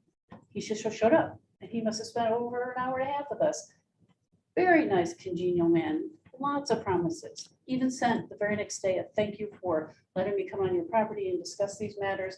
I feel I know you better. We'll take care of it in the spring. He had promised to regrade and give some attention. Yeah, to the I retention see pond and all it's the graded debris. towards your house instead of away from your house. So, I'll just say again, because I know that this is devastating for you. We will follow up on this. There's Thank little we can do this evening. We will have discussion item on this to understand to the extent we can this evening what we could do to Thank you so certainly much. mitigate this from happening again and understand where the fall down happened. I imagine it's not something we'll get to the depths of this evening, but we Right. will, of course, follow up. So thank you so much for taking the time. Thank you. Of And I'm course. sorry Thank you you all. had that experience. It's Thank you. Thank you. The rest of Moab has been wonderful. We moved here for the land, but now we say it's for the people. So, and I just wanted one more thing about our house. I put a downer on it. We went under the crawl space today and it's still wet. We've had a fan on it For the since last the 3 20th, weeks. since the 20th. I just want to add a word of consolation to you. Please don't feel bad about submitting an open records request and right to know request. Oh, thank you. Okay, I know a lot of the information that people are requesting from our office, it was pre our staff. And while I do my best to like dig up those documents and we do have a better filing system in place now, I can't guarantee that I am not maybe missing a letter that was from our engineer who is not here. He's located in another place. So don't feel bad. That is the best way to North get. of Moab, he told us. Mhm. He should stop short of saying Salt Lake, Yeah. which we know that's where he lives. That's the best way to get the fullest picture you Okay. can beyond what we may be able to dig up accurately. Thanks, So, Jen. Yeah, that was Okay, the way to thank go. you. Appreciate it. yeah. Tony, did you want to make a comment regarding or just addressing those folks? Otherwise, I think there's one other person who may want to make a comment. I did. Very quickly, just to reiterate what was just said, in the spirit of civic engagement, in my other life, I am also a state employee, and I would never discourage a citizen from availing themselves of grandma. It is the way that we guarantee our records are well kept. So don't feel bad about that. If I'm doing my job right, it won't be a problem for me. I should also add, you mentioned FOIAs. My wife has probably done it 120 times. It's important for citizen information. It does take time, but it's really important to have. So I think it's a good thing to do. Did you want to, either of you want to make a comment as well? You're more than welcome to come up.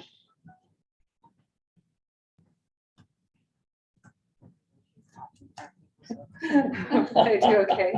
I'm Sarah Finocchio, and I was the last to buy in the Nuevo subdivision. And not to, this has been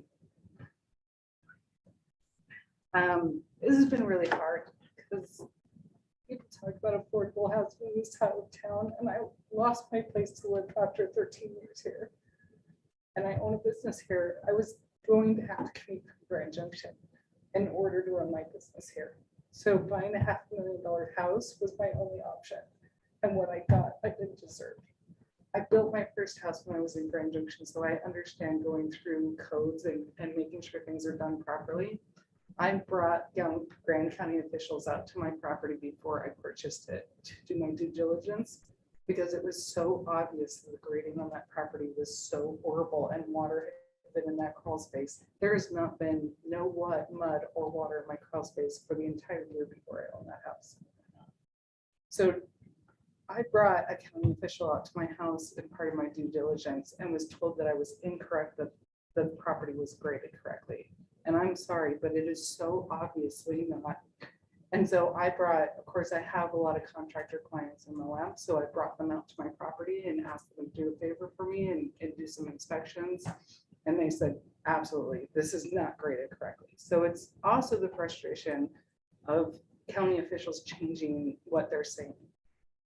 And then all of a sudden, and my uncle has owned a excavating business in Colorado for years. And he came out, and even my contractor clients are just like, this doesn't make any sense. The county doesn't let us get away with this.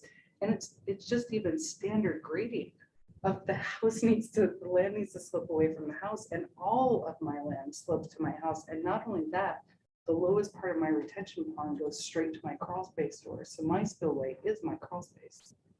My neighbor's spillway is so huge, it doesn't hold any water, and it has nothing to do with these flood events. The water has been in my crawl space. Even with the slightest of rain, I get water in my crawl space because of how bad the grading is. Aaron's been in my crawl space. He saw the mud. Remember I kept saying, Yeah. why is You there sent me mud the here? video of that mud up there. And you can see where the water has been entering for years. Yeah. There was 5 different buyers before me that backed out of this property. It sat on the market for over a year, and it was the cheapest thing on the market. That says something the other buyers knew, and I knew it too.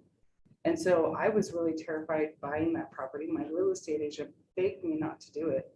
She's like, Sarah, you're just like, this property is sitting here for a reason because of how bad of a job the developer did being held accountable. And so it's just really frustrating. And then when I brought the county officials back out to my house and had the engineer there and everything, then all of a sudden their story is, this looked nothing like this when we approved it. It looked nothing like this. And I'm like, really? Because last time you told me I was wrong about how the property was graded. And now all of a sudden it doesn't look anything like the what you approved. Well, I didn't change it. I only bought my house 2 months ago. I didn't bring in loads of dirt and sculpt everything. And then the first time I brought the county officials out there, they told me because all of my uncle and all my contractor clients, they're like, these spillways are illegal. You can't make one neighbor's water another neighbor's issue. And they're like, these spillways, and I've got two. The retention pond above me for my neighbor has two spillways to my retention pond, and mine has none. So mine only goes to my crawl space. And when I asked the engineer, I said, where's my spillway? And he said, oh, all these lower ponds have them. They're just probably, you just probably can't see it right now. And I'm like, what kind of answer is that? What do you mean I just can't see the spillway right now? Where, I don't, even if I fix my retention pond, I don't know what my right is for where a spillway goes. And this map doesn't even show spillways. So it's so confusing to me. And the first time I brought the county official out there, they told me that I could just close those spillways off. They're not on my property. I said, how am I supposed to do that? Like, it's not even my property. And he said, oh, you can find a way. And now all of a sudden they're required, and they're so deep that the retention pond of my neighbors holds no water. So I have to, and those retention ponds are supposed to hold water from a 100-year flood. My retention pond has to hold twice that amount of water because my neighbors doesn't hold anything. And my spillway, I don't get, all of that water just goes to my crawl space. And so, I mean, I've gotten estimates of like 25,000 to get it re-excavated just for the excavation work. But I don't even know if I trust anybody to know how to do it properly or what the rules are. Are we supposed to have spillways? Or are we not supposed to have spillways? We keep getting told different things. So I don't even know where to start. And if I do the work on my property, my neighbor's property above me is going to keep ruining anything that I do on his property, on my property, because his retention pond doesn't hold anything. It'll literally take out concrete, my vegetation, it'll take out everything. So I asked them, I said, how do we hold our neighbors responsible for maintaining their retention ponds? I'm fine with the fact, once I can ever figure out how to do it correctly, I'm fine with maintaining it if that's my responsibility, but how do I hold my neighbors responsible? Because what they don't do will ruin mine if those spillways are allowed. And so, and they said, well, we don't have any way to enforce codes. That's literally what I was told by the county officials. We have no way of enforcing a code. And I was like, a code on a retention pond or a code at all? And I'm like, why would it be different to enforce one code on another code? And they said, and then they gave me a whole lot of stuff about how this is unheard of. These rains are unheard of. Those retention ponds have been spilling with the lightest of rains. I mean, it's real easy to see where water's gone when it's grown. So all of our spillways are just covered in weeds and nothing else is. So it's not just that flood event that caused this. This has not been holding water beyond that. And so he said, they finally said, it's going to end up having to be a civil matter. And I'm like, so every time my neighbor doesn't maintain this retention pond, I have to sue them? They're a young couple who work at, the university, and they just had a baby and they don't understand this stuff.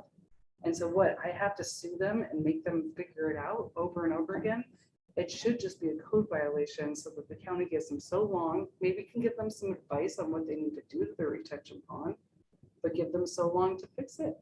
And then if they don't, then it goes on further. They either get a fine or I don't know where the codes go. So it's frustrating to me to hear those type of things and feel like, oh crap, like my real estate agent was right. And the other thing that scares me is hearing that this developer is doing another development here. Is it Desert Soul? So it's the same developer who's now. That might be changing, right? And the crazy thing that freaks me out about this guy too is they've got so many LLCs. I bet they open up an LLC on each subdivision so that they can close it so they don't have any legal ramifications after this. Because we've already found 5 LLCs from these guys. So Rancho Nuevo subdivision LLC probably doesn't exist anymore. They probably already abolished it. But they got another development in Moab. And it's not called the same LLC, but it's the same guys. So, I don't know. Yeah, I know coming and speaking is hard, Yeah. especially about something as emotional as harm to your home. So thank you. Appreciate it. Could you spell your name? Yes, it's F as in Frank, INOCCHI.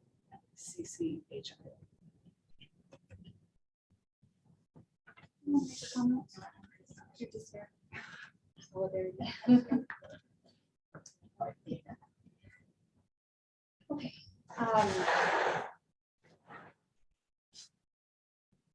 We are going to move on in our agenda, but I am going to ask that we come back.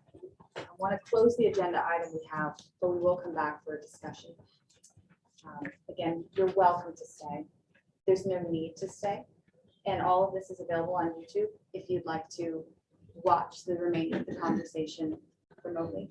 And I'm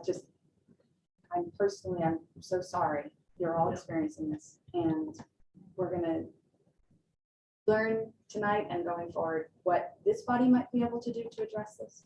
I imagine this is something the commission will need to be involved in. I highly recommend, if you haven't done so already, writing a letter to commission@grandcountyutah.net. Written letters. County commission. Sorry, yes, write a letter to We the are county also a commission. commission. It's Thank you. confusing. To the county commission, commission@grandcountyutah.net, you're right.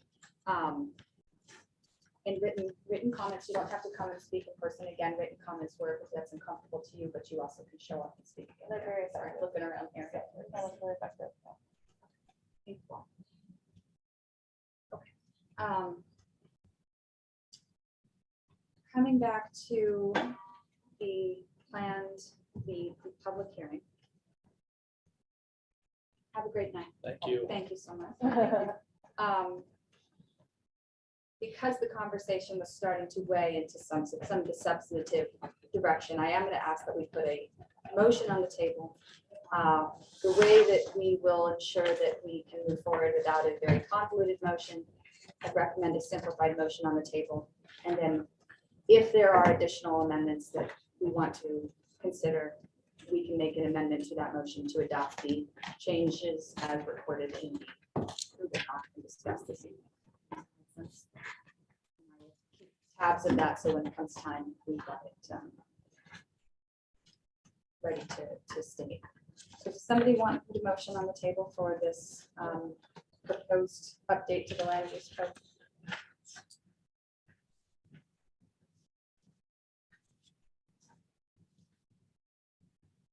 I'll make a motion to recommend approval of an ordinance to amend LUC Article 3 and Article 10 based on revisions made to the draft code in this meeting for the purpose of addressing deficiencies related to land uses and use-specific standards, conflicts related to uses allowed, as well as inconsistencies with state code. Second. Thank you. So we have a motion on the table by Steve, seconded by OB. Now we can open up to broader discussion. We just reviewed Article 10. Is there any additional discussion? And Steve, I'll give the floor to you on both of these to start. Any additional comments on Article 10, and then we'll move on to Article 3. Quick comment on, oh, sorry, jumping the gun, I'm on 3. Okay. Any other comments on 10? Otherwise, I'll let Steve. And is there only one amendment on it actually, which is the small change of language on accessory use or structure? There's an accessory dwelling unit adds external and internal ADU definitions, so that's an update, the accessory use structure. Oh, no, I meant at this meeting. Amendments to, Oh, Yeah. got you, okay. We have been tracking changes against the ADO as well in here. Is there anything, well, there's the addition of charitable films, is that one? Yeah, so as far as what we changed in Oh, here. I'm sorry, as of what was in Within the the packet. Yes, Excuse me, yes. OB, thank you. Yeah. Now I think understand what it's you were just saying. the one that you brought up, Good. maybe just a couple little minor. And we added grammatical Grand County things. residents to the language of. the There you ordinance. go. There we go. Great. Yeah. Thank you, sir. All right, Steve, I'll let you open discussion on Article 3. It's on the 3.3.3. Okay. Continue on to J. Under motion picture television temporary. Under one purpose. 1A specifically, it says the health and safety of all persons. Seems a little vague to me. I don't know. That kind of leaves us open to anybody potentially watching a film later on who feels emotionally Yeah, that's fine. And I mean, that's how I look at that. So I bring it up. It could be actionable or not. If we pass it on, legal could have their review on it. That's worth I discussing. think the intention of this section was just to address the actual filming Yeah. activity itself. That we're regulating the action of filming a project, and that whatever is taking place there would not negatively affect the health and safety of all persons. But, Good. yeah. I kind of see what you're saying, though. It's And we don't honestly have to address it here, maybe just a all little persons note to during have filming. the county actually. attorney take a peek at that Yeah. and get their thought, just making sure we're not Think of the liable in people ways that we Think of the people. can't foresee. Yeah, I think that's smart. Yeah.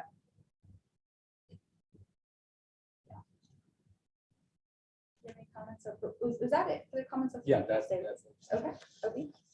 I thought it was, I liked these changes. Very, very good. I kind of want to get behind, like, is there conflict in these movies and stuff with people in Castle Valley? Is that why we're doing some of this? I mean, I kind of was getting the, like, okay, we want to permit them, it would, but, you know, okay, they might not come and shoot their movies here, but they're causing a problem in Castle Valley. So they really, my guess is, I don't really know the history of the county thing, but I think this Horizon film thing that has Kevin Costner in it, and it is kind of a series of films, I guess. I think it's just coincidental, they're gonna film a little bit in Castle Valley, so there's a deal. They're using all kinds of private property to camp out, put big tents up and build a scene of the Alamo, et cetera, down along the River Road. They're also filming up in Price and stuff. It may be one of the many things that waved a flag and said, oh, let's get some rules in the county. I'd have to say that Castle Valley didn't have many rules, and we don't really have a temporary use permit, but we basically said, well, this is temporary. Yeah. So we're gonna let you do these things temporarily. And then Yep. I also didn't see anything on like, are they trying to like live out there? I mean, it didn't, like, the only thing I saw on like, I know camp, like, this kind of goes with their ADO thing, but like, you know, is there like, hey, yeah, you guys can pull up your RVs and stay out here kind of thing? I mean, that's why I saw missing out of this as well. I think, yeah, well, just to go back to your original question, it's the reason for providing this update in our code now was triggered a little bit by the revival of filming production in Grand County, just kind of recently with the new incentives that are happening. And so when we realized that there was nothing in our code that addressed film production at all, and so we were thinking, well, we should put some standards in here. And previously, though, you know, the biggest point is always that this has actually been happening for over 75 years with relatively few conflicts. That's kind of her perspective, and that she's worried, you know, and concerned that we just don't go overboard in regulating film production so that it, you know, can remain somewhat attractive. But we also do want to, you know, make sure that there aren't any major negative impacts that aren't being mitigated. So that's kind of where we're at. But as far as like overnight, you know, I think that that's definitely part of their activity, is that there are going to be some overnight stays happening. It's on private property, of course. Does that go against our illegal camping on private property? Well, I noticed regulation, we're or changing this or range and grazing? range and grazing. I thought those two might have been connected for this. But I mean, No, they it's- weren't, Okay. because it specifically says for the purposes of grazing, Right. hunting. And some, Non-commercial. yeah, Okay. but I mean, yeah, it is something that could be brought up even when we bring this through the legal review, I have a feeling that there will be some additional changes. There might even be the possibility that county attorney and admin folks will want to bring down a little bit more restrictions and even more of an arduous process for a permit. So this is how we're proposing it at this stage, and it'll, it's with Christina now, so we'll see. But I think what happens, what I'm realizing is that these processes with updating the code, it starts with planning commission, kind of planning and zoning and planning commission, getting it going, getting it off the ground, and providing kind of the planning perspective, the land use perspective on how this should be implemented. And then it's going to evolve as it goes towards the process of getting final approval through the county commission. And of course, it'll get amended later on as we find out the loopholes. Right. And the Horizon people are staying at the Westin, so don't worry about it. Yeah, or renting rooms in town. Yes, Yeah. another place, actually. Tony's had his hand up for a while, and then I also have a comment. I'm sorry, Tony, I didn't see the yellow hand, so That's okay. All other levels of government regulate all forms of commercial use within their jurisdiction, to include filming. The fact that the county hasn't had anything on the books about commercial filming within their own jurisdiction is rather shocking. I had no idea that this was the case. The argument that, film has been around for 75 years and hasn't caused problems before is a non sequitur. It is not Moab 1930. So we need to be able to, just like all other forms of government, regulate commercial use of public space and public trust. Bottom line, commercial activities have the potential, I'm not saying they necessarily will, but they have the potential to impact the flow of traffic and people's well-being. And it's the county's responsibility to make sure that those things are protected. So I was pretty surprised that it's 2022. Filming has been around in Moab for 75 years and the county does nothing. That's kind of surprising. Do we stipulate a maximum length of time after which something is no longer considered temporary? yeah, well, not in general, but each temporary use has a specific time set to it. So 7 days for fair and carnival. Well, For that's temporary asphalt and batch, it's just during the life of the project it's tied to. Is that- so. For filming though, I wonder, I was looking just So now. I think we have.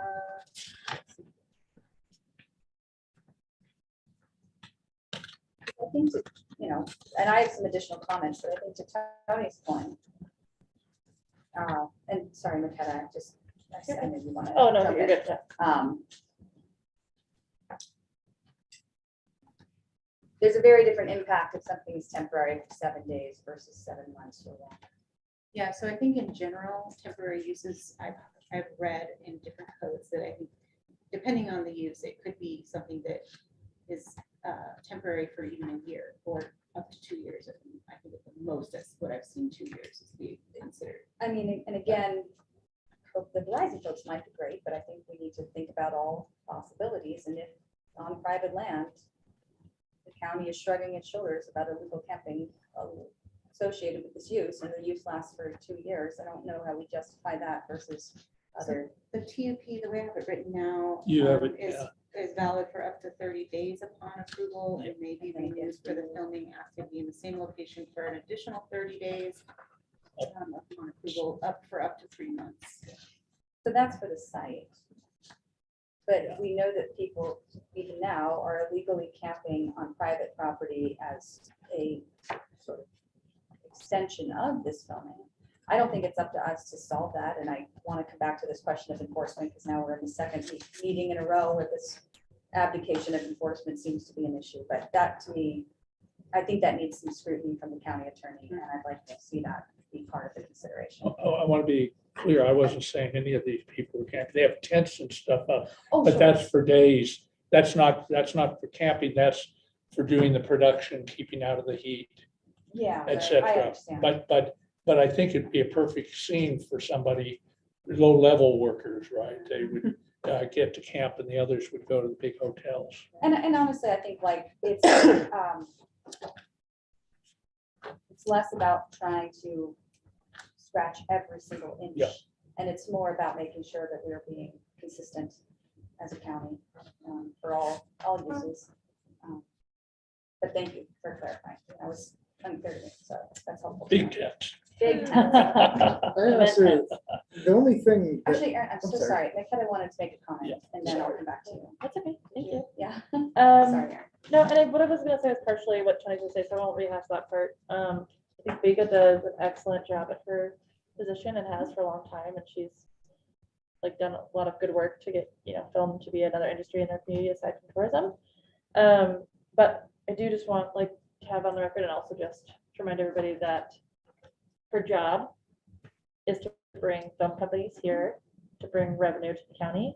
And she's gonna fight for that, and she's gonna fight for making it as easy as possible for them. And that makes sense, and she's doing her job, and that's great.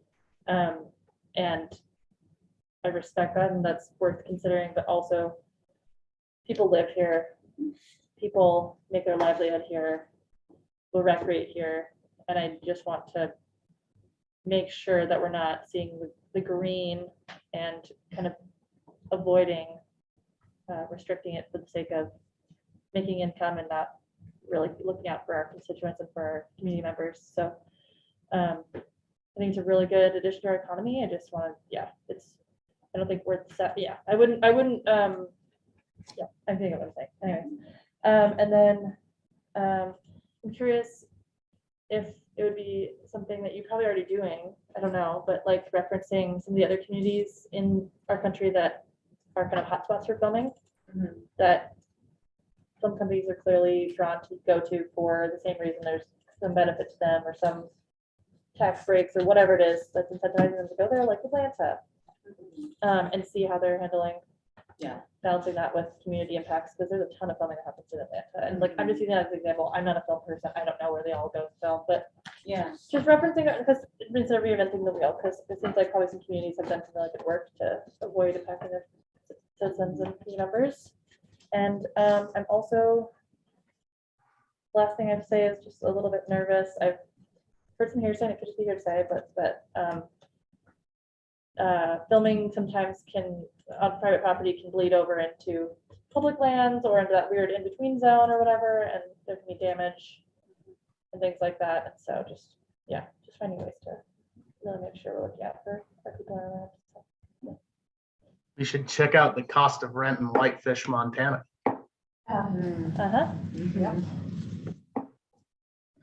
I mean, that's why I was kind of like, well, maybe we should try to get the camping thing on there, because then it doesn't put so much stress on our current housing, because I definitely see people on the classifieds looking for housing. That was kind of one of my thoughts. And then I was also kind of like surprised that our range and grazing wouldn't include this for a temporary use. I just think that, I mean, I've gone to, I'm just thinking about, people have a couple hundred acres and wanted to have like a music festival or something. That's not I'm just kind of like, I'm kind of surprised we don't allow more commercial activity kind of thing going on with that kind of land use. Oh, out and grazing, grazing. Yeah, Mhm. that's something we talk about. I've been to a couple underground things. I was like, oh, wow, this is all legal, but like, because it wouldn't be permitted. I think it comes down to emergency. before you were on the services. commission, right? Oh, yeah. Great. I was under 18. Okay. I'm just saying, like, it would be, anyways. Yeah, something that we think we're gonna discuss during the future land use planning, because those are the uses within the zoning districts that we wanna reevaluate. Are we being, lax enough, or are we being too strict, or not strict enough in some of the zoning districts in allowing things? So yeah, I think we'll get to it. Okay, But I think in the past, I think it's mainly been because of what I've heard is like the emergency services are stressed when we have events way out Sure. in those areas. sure. I've got a few comments on Article 3 that I'll run through quickly. Some of them are echoing some of the things that got brought up already, but I'd love to just be a little more direct about it. So, myself and my tabs and all these things we have open. One moment, sorry. Okay. In our general provisions, we say, let me pull my notes. I was reviewing this. Okay, so under the first, the general provisions, number 12. Well, even 11 and 12, but I'll focus on 12. You know, the property shall be cleared and remediated to its original condition within 7 days after the last day of operation. Here's what I thought when I read that. What if they don't? What if there's damage? Who's going to come out and check it?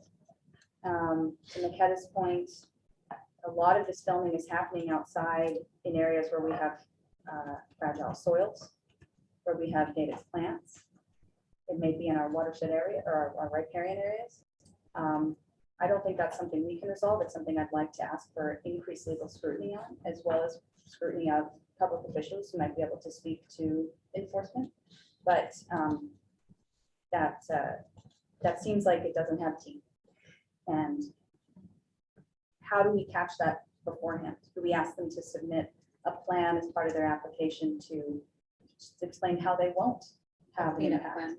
Well, cleanup plan is one thing, but I think, you know, if you destroy precious soils, you know, what do you do? I guess shrug your shoulders because you can't clean that up. And I think being more proactive and making sure that we are, as that is a burden, I would be comfortable asking these film crews to take on ahead of time. How are you going to ensure that your uses will not impact our precious ecosystem? And then also ensuring that that was actually mitigated, and whatever, you know, fee or fine structure needs to be in place to be effective, to have teeth. I think we should be ambitious there. And so before I continue comments, it looks like you wanted to say something. No? It's worth noting that they are required to have a film monitor there from the BLM.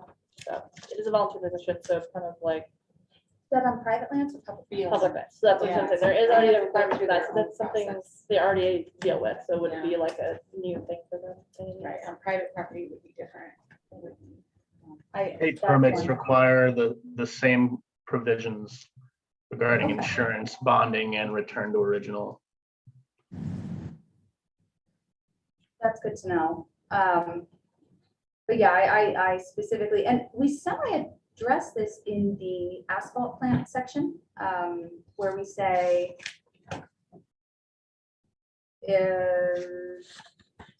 all public improvements, so this is more related to roads, but all public improvements that are damaged during the operation of the temporary battery plant must be repaired or replaced. So if we have this construct in here already of you're responsible for your own footprints, I don't know why we wouldn't apply that to Yeah. our native lands and our plants and so on in the meantime. A reclamation bond shall be required sufficient to ensure restoration of the site to original or other substantially beneficial conditions consistent with local plans as applied to the asphalt plant. Why wouldn't we ask for a similar bond in county lands in order to just ensure? Number 10 as well, the asphalt. Number 10 as well, at termination and or removal of plant permit on the asphalt side, permittee should have the person responsible walk the site with the zoning administrator to verify compliance with county standards. That seems like that should be in the general provisions. Like, Yeah. thank you, Steve. I have that in my notes as well. That's a good catch. Oh, I'm just gonna move that over there.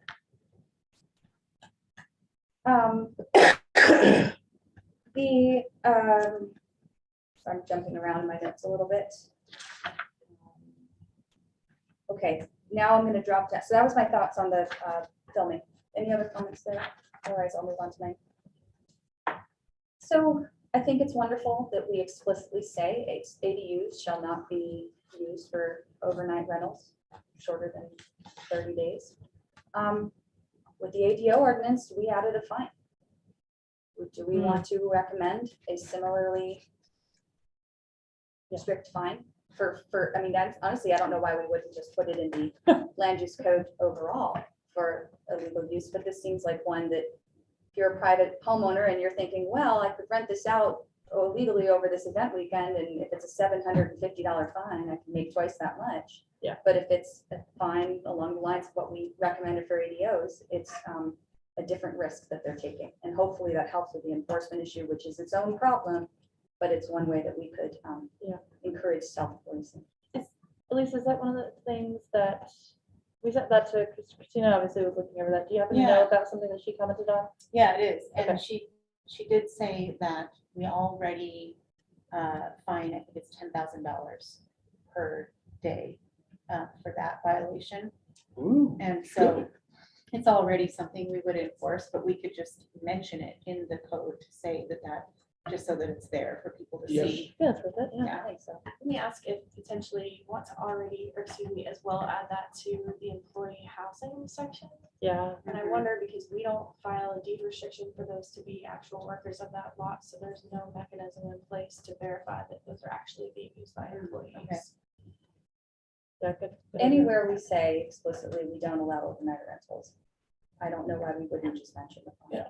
Do we potentially want to also add, the same as we do ADUs now, a requirement to file a deed restriction with the employee housing permit?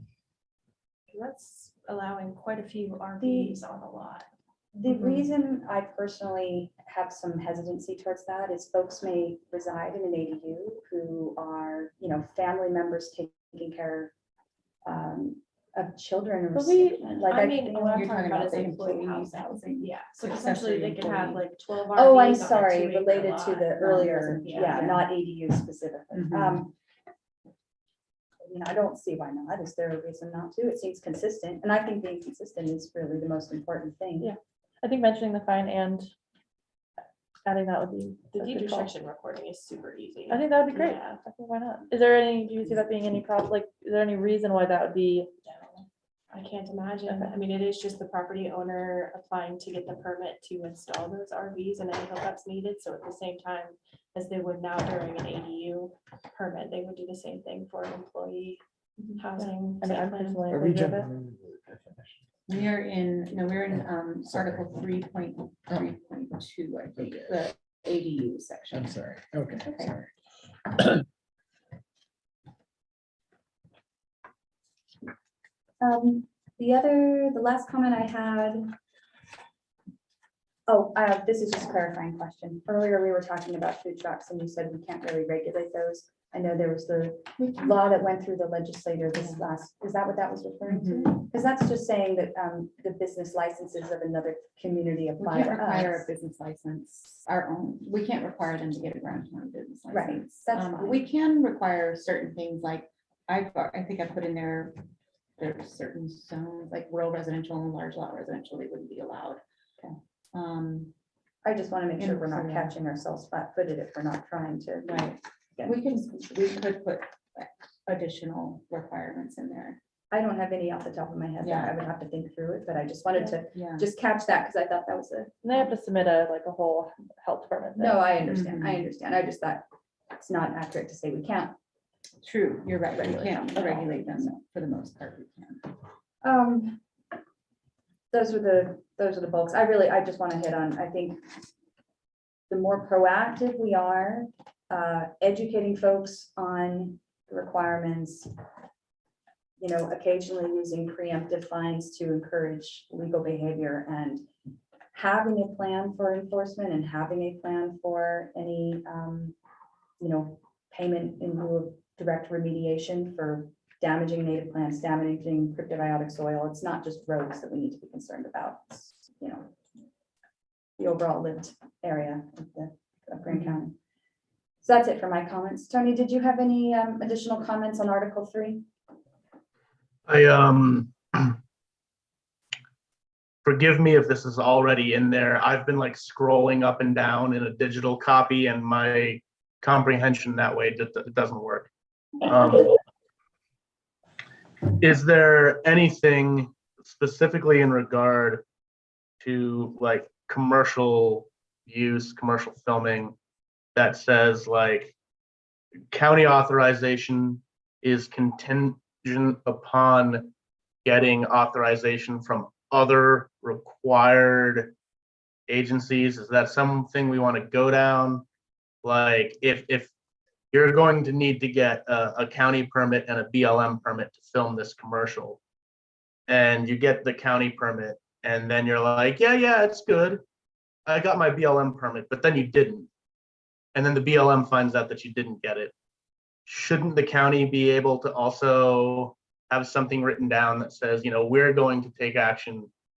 Also, you didn't get the other permitting that you needed. It just, that kind of language makes sure that the left hand is talking to the right hand. Maybe I'm like opening up a whole can of worms, 2 hours into a hefty planning commission meeting, and I'm sorry if I am. Is that already in there? Maybe, please? No, but I think it would be a very simple thing to add, and I like it. I think it would just be under the filming one section, and it would just be a simple statement to say that all filming activity on public lands, blah, blah, blah, necessary permits are required. Just more of like a heads up, like just the county permit is not authorizing you to film on public lands kind of thing. Right. It's a boilerplate kind of clause that shows up in a lot of state and federal land use authorizations that opens up doors when there are bad actors, is my thing. I can add that for sure.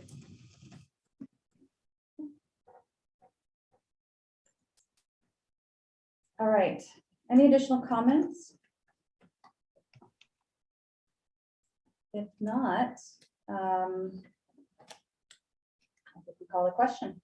So no further discussion? Do we need to provide a directive to staff about the thing that Jenna was bringing up about fines and fee restrictions for employee housing? I put a note in there. We don't need to do anything for that. So it's already Great. sufficiently, I think we captured it. Okay. Any other discussion? Okay, we have a motion on the table made by Steve and seconded by OB, recommending an approval of an ordinance to amend the land use code Article 3 and Article 10 based off the revisions made to the draft code this meeting for the purpose of addressing deficiencies related to land uses and use specific standards, conflicts related to uses allowed, as well as inconsistencies with state code. I'm going to very quickly give a broad survey of the changes that we've discussed this evening to make sure that everyone's on the same page. So number one, under general provisions, we've brought some of the standards up from the asphalt batch processing plants into the general provisions, including the need to have somebody walk the site with you after the temporary use was concluded to ensure compliance, as well as to add the addition of language related to, no, I'm sorry, that's in the ADUs. I'm just going through this, looking at tracking changes. We have no specific changes on carnivals, on outdoor sales or other entertainment, food trucks. We've discussed but have not added any additional regulations related to film production other than the inclusion of a statement that filming activity on federal and state lands require permits from those respective agencies, and a county temporary use permit does not cover public lands, clarifying that for the applicants. Reciprocity clause is what, anyway, jargon. Reciprocity clause, thank you very much. So those are track changes from this evening on section 3. To Article 10, we made a small change to the accessory use or structure definition to clarify that the use, that it doesn't create a use by right simply on that fact of having this accessory structure. We've also added a clause to the affordable housing definition to clarify that the monthly housing income is tied to Grand County residents. And generally, we are adding, recommending to add language restating the fine that is already in place or overnight rentals anywhere that they are explicitly called out as illegal. In this table or in the use definitions. Anything there that I missed? You guys covered it? Good tracking. And these are all tracked. Trying my best. These are all tracked in those documents linked to in our packet. So with that question by Steve, seconded by OB. I'll call the vote. All in favor, raise your hand, say aye. That is all opposed. None abstaining and none in opposition. Okay, thank you, everyone. I realize it's getting on late at 6:45. We do have some staff updates and in the, future considerations.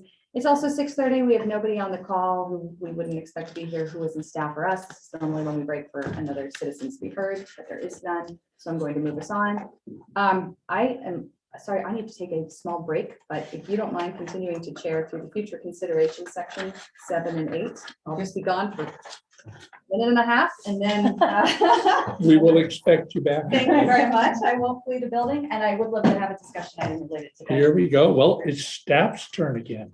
Okay, so I just wanted to make you all aware of the revised timeline again. I keep revising it, but it's kind of due to circumstances that are out of my control. But basically, we had to move the land use steering committee meeting on future land use planning to this week. So that's happening on Friday. And then the last week in September will be the workshops, the public workshops. And we're starting off with the one in Thompson Springs. And then it'll be, is it Lions Park next? And then Osta, or I can't remember, but the order. Yeah. That's what it says here. Yeah, okay, there we go. So, yeah, so we'll be like, we're starting right now, kind of preparing for those, and we got some ads in the papers, they'll be coming out. So advertising is in full effect. We'll be updating our social media sites and just trying to get a lot of folks to show up for those. And then after those meetings, I don't know if I have it on here, but I would like to either, I think we were gonna maybe opt for a joint county commission and planning commission workshop around the future land use map. After the public feedback has been compiled and we can kind of have workshopping on that. Does that mean we actually have the map now?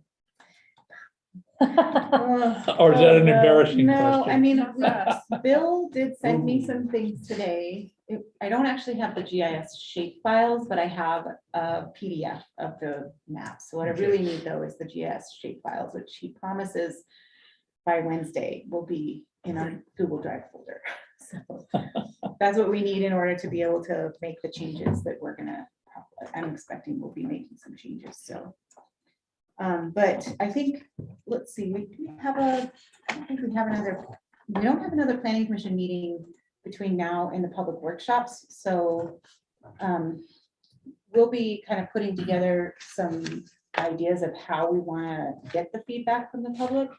But if you guys have any ideas too, I think we basically want to have folks looking at large format maps and maybe even doing some kind of exercise where they're using dots or whatever to kind of show where they would want certain uses to go and density and different levels of development, different types of development.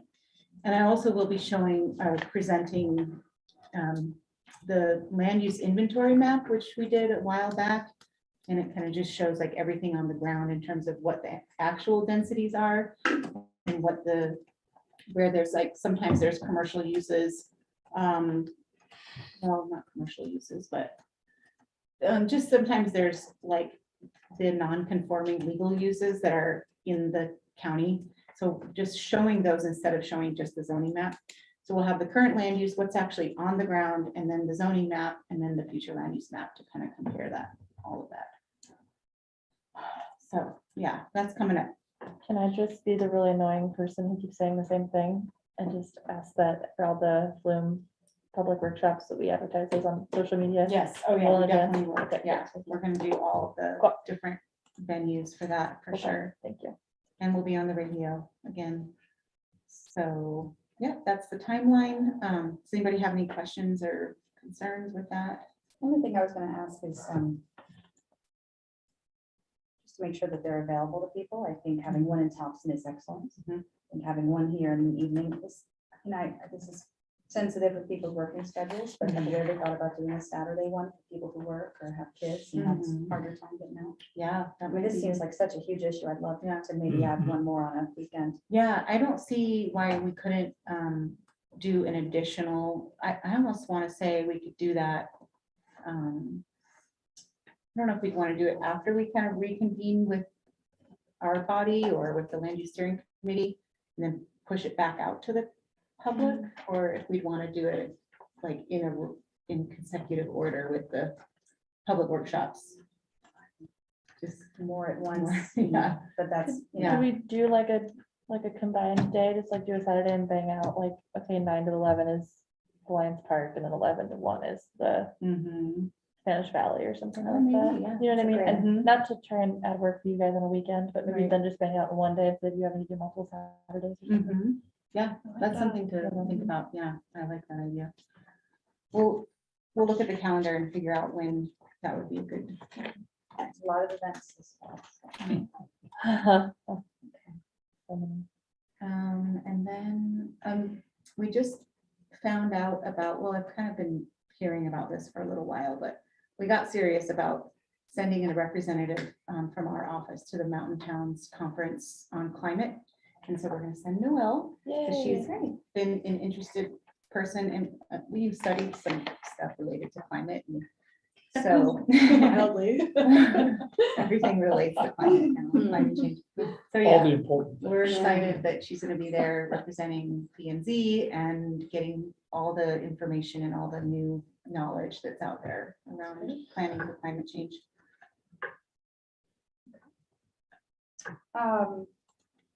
Anything else there?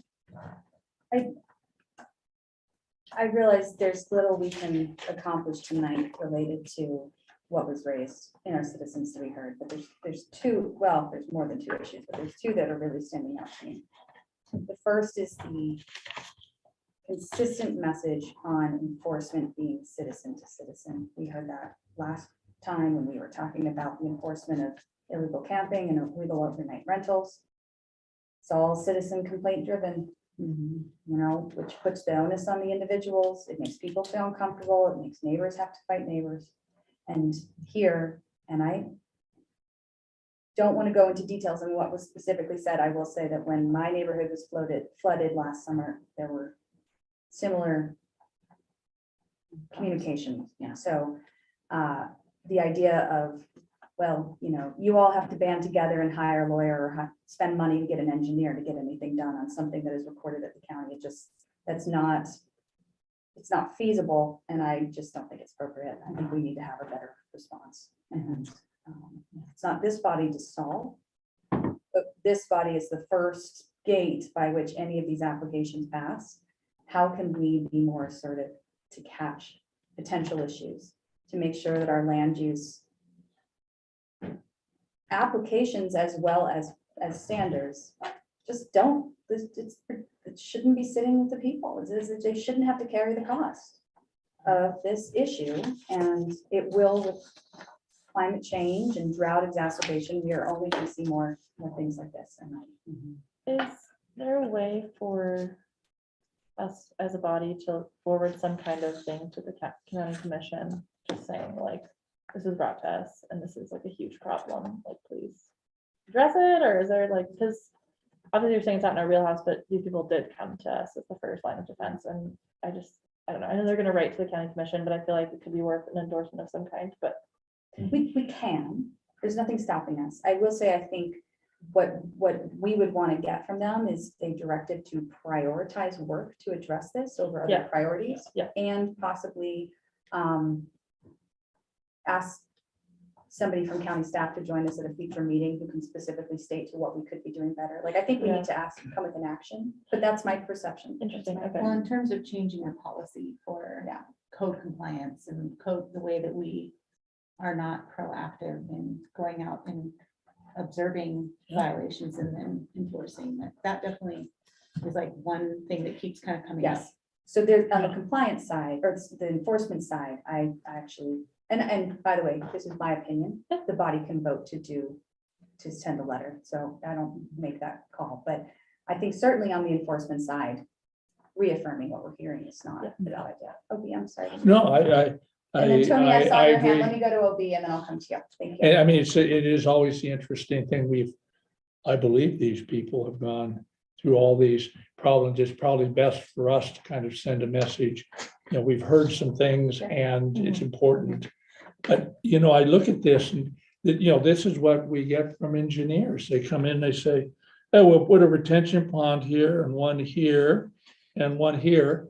And according to the engineers, it's gonna handle all the water problems. It's really disappointing to the extent that it doesn't handle all the water problems, and the engineers are telling us it will handle all of them, and we're told they'll be constructed there. That's really concerning, because on lots of projects, people have said, what are you gonna do with the water?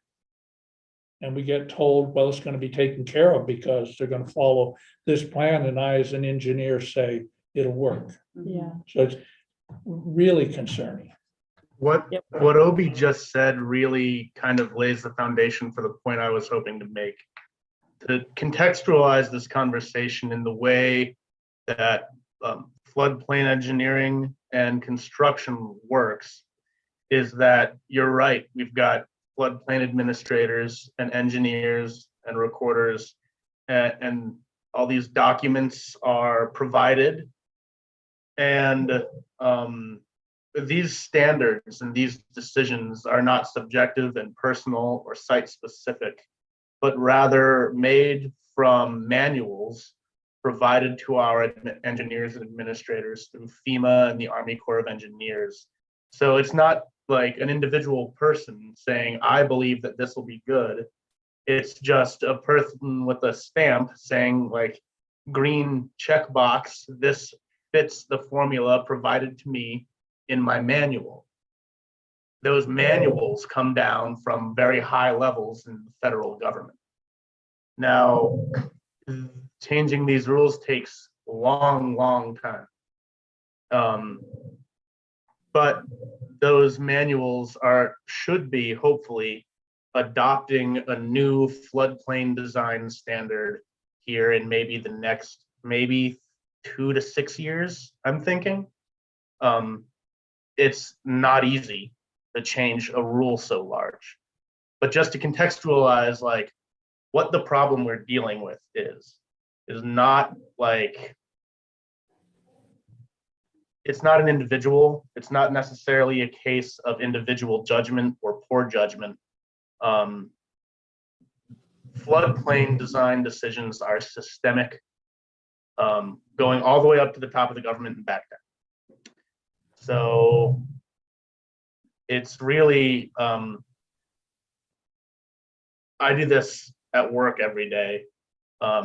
This is a hot potato that will constantly get tossed, particularly at the county level, because the design standards are not ours to determine. I thought we had the ability to restrict zoning in a certain scope, like we can put conditions onto things. It's like, well, okay. Yeah. This may be the state of Utah thing, but we can have our own addendums onto it, right? Well, I mean, I'm sure we can in some cases, but my point is that LA County might have the money to dive that deep into such a niche subject. I don't think Grant County does. Seems like there's a lot of hearsay also involved in this, of like, everyone, like you're saying, the hot potato, everyone's saying this is happening, these people are saying this isn't happening, this was drawn this way, but that's not how it got built, it's all over the place. So I feel like we're kind of zoomed in a little too far even on that regard. And it's also not within our scope necessarily to be pursuing this, but I do feel like the starting point would be for a different department, not for us, but would be like, okay, let's try to get the facts straight, like that drone footage or something, you know what I mean? We do have discretion to recommend We do, okay. updates to some things. Updates to, for example, the application and approval process of subdivisions and planned use, planned divisions, subdivisions, thank you. Well, this one was a PUD, which where we do have even more Yeah, scrutiny, so. maybe, yeah. Maybe I wasn't being clear. I guess I'm Yeah. saying like, as far as like, this seems to be a problem.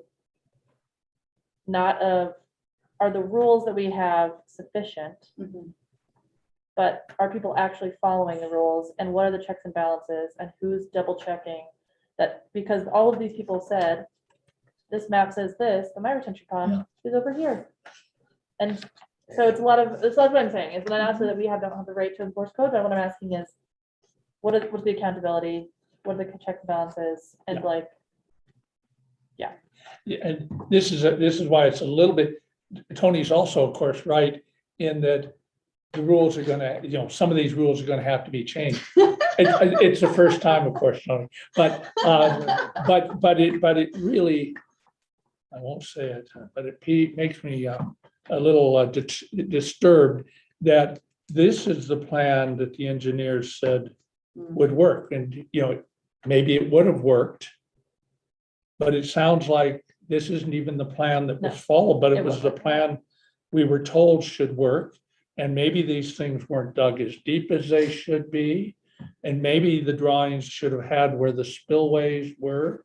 That's probably a different issue. And if they then piled stuff into them so they wouldn't retain as much water. So even using the manuals that they're using, they didn't do what they said they were going to do that should have retained water if we weren't in new times. So it's very disturbing, and there must be something the county normally could do about that, because I guess I look at this as maybe it isn't a platted type plan that says this is what they're going to do, or maybe they can kind of change it around. I don't understand how they could. Yeah, there's a lot to it. In the, interest of just general discussion, if this kind of thing landed on my desk between 9 and 5, I would first and foremost contact the Army Corps Regulatory Floodplain Office in Bountiful, Utah. Talk to those guys and determine whether or not this drainage qualifies under what's called Waters of the US. And if it is, then the Army Corps design standards take effect. And if stuff was not built to spec, then the Army Corps is the public's recourse. That's what they exist for. But that's True though, that wouldn't be the case. You wouldn't go that route if the development was not in the floodplain. As it is with this one, this is not in the floodplain. right. That's there's some curiosity that there's some speculation there with the Waters of the US rule. The definition got changed and then got changed back, but only partially. So the floodplain of what is the question that we would be asking the Army Corps about. Yeah, and it does look, what's the AE flood zone? Is that one? AE flood zone? Because that does go through the development. It's, Compact Creek's right below this, right? Yeah. So, and when FEMA did their. Because there's the 100-year flood line, there's the da. I know that, because like, I grew up in a. The fact that it flooded is proof that it's in the floodplain of something. Well, and There's there's natural Well, drainages yeah. all over. this particular. As it stands right now, That's not really the issue, yeah. what is happening? So that's what I want to say, because everything that I discussed in the staff report that we're going to do going forward should address a lot of this. Like, it really, really should. We have so many opportunities for improvement. Especially one of the things that I'm really excited to see is developers needing to submit the GIS shape files of as-built improvements. So once those improvements are done and they've been inspected, we are to get the actual drawings of the drainage system with every detail in a GIS form, so that we will be able to go back and say, okay, this is how it was approved. This is what was on the ground when the county engineer inspected it and signed off on it. And that way we have like an actual on the ground as built record of the improvement that was approved. And in this case, we just don't have that. So that's going to be huge. And we are going to make some updates, like I said, to our drainage sections in the development standards section and also the subdivision standards section. There's both areas mentioned drainage standards.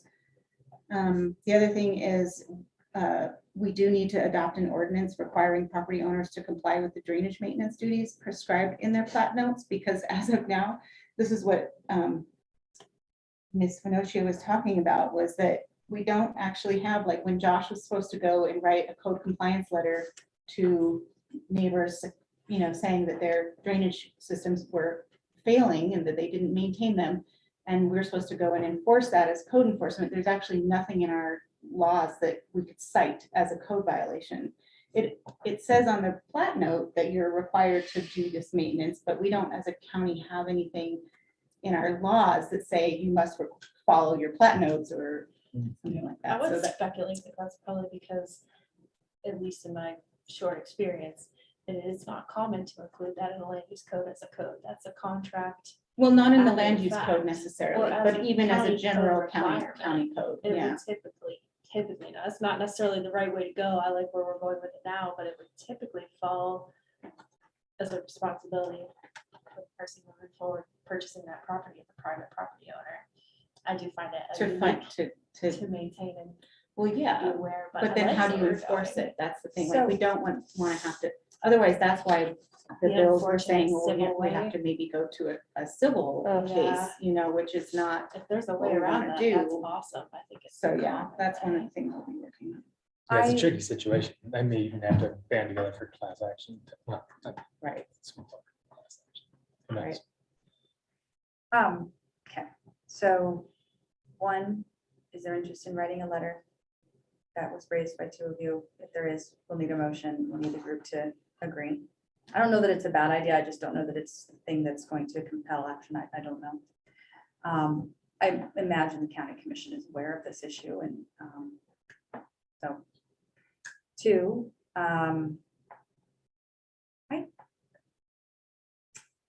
personally would like to better understand from the building department in particular, what, if anything, we could be doing or suggesting into the county commission to strengthen our application, to ensure that people are doing their due diligence. And also, I would like, maybe the recorder's office might have some suggestions in terms of how you don't catch people on, you know, on their heels when they find out, oh, the person who built this house, even if it was 2 years ago, didn't do the job correctly, and now I'm stuck with this, because that could give them the ability to, you know, find their own legal proceedings to get that fixed through their developer before it becomes an issue for the neighbor down the creek or downstream. So how can we be helping people get the information they need to be proactive? It's a digital world, you know, like we should be meeting the moment. And I think that as a planning commission, it's true, we don't make the laws, we don't set the policy, but we can make recommendation based off of what we're seeing regarding planning and zoning in the county. Tony?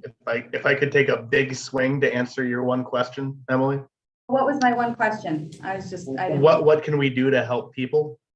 Oh, Grand that's a good County, Grand County is the only county I can think of in the state of Utah that hasn't digitalized their plat records. Yeah. That, man, you wanna one simple thing to make it easy. I can call Castledale and have them send me a plat record of like before the Green River Emery County annex, and they'll have it in hours. You know, they've digitized all of it. You can go online. I'm not saying all the databases are, you know, Google Drive, but Yeah. Grand County doesn't have anything online. That's No, it's such a problem. And, you know, when I, again, had my own experience with this, I was being handed things that were recorded and then things were penciled onto it after the fact and stored in a drawer somewhere. And it was like, well, that's not official. And yet that's, you know, yeah, this is a problem. So again, that's where a letter could help.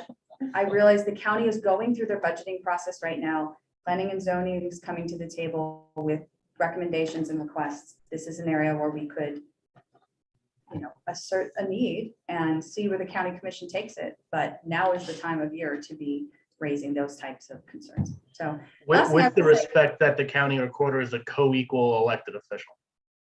Oh, I don't mean to, it's not an individual problem. It's a process problem that goes back many years, many officials. It's not, and it's a small town issue that is dealing with big world problems and climate effects that don't see the edges of our county as a boundary to respect. So, yes, but it's a good point. Thank you, Tony. I know we're going super over. Can I ask one last, hopefully quick question? Really quick, just on this last point, I do think it might be wise to consider a letter regarding enforcement. Yeah. So we can bring that up at our next meeting. Maybe that can be an item of discussion at our next meeting if everyone generally agrees that it's worth wading into that territory, but I think we should take steps. Okay, sorry, I thank have you. a question about developers and just imagining that we did have a bad egg developer that was, I'm not saying this is the case, but if we had a developer who was creating multiple LLCs and doing a poor job after poor job after poor job, is there any recourse for that behavior? Do we have any ability to say, okay, you're not allowed to develop in Grand County anymore, or is that well beyond our?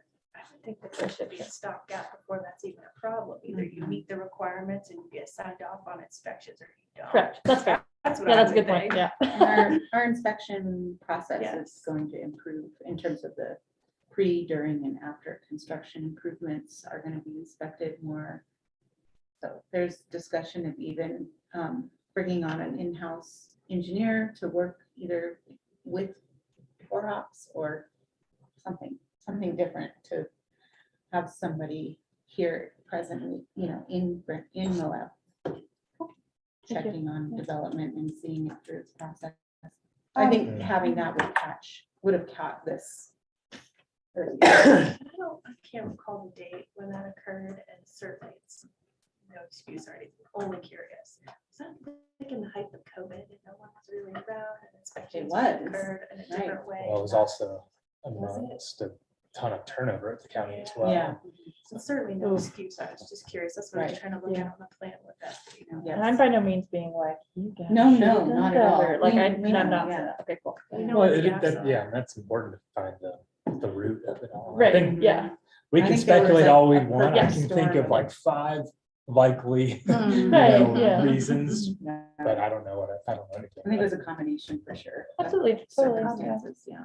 Only last thing that we heard brought up in citizen comments was this question around, similar to all of this, the neighbor's responsibility to the neighbor with regards to flood risk, fire risk. We've had neighbors who alter the grading of their property and then the next neighbor floods and, there's a degree to which our hands are tied as a county in terms of what we can do, but I'd love into conversations with the building director in particular.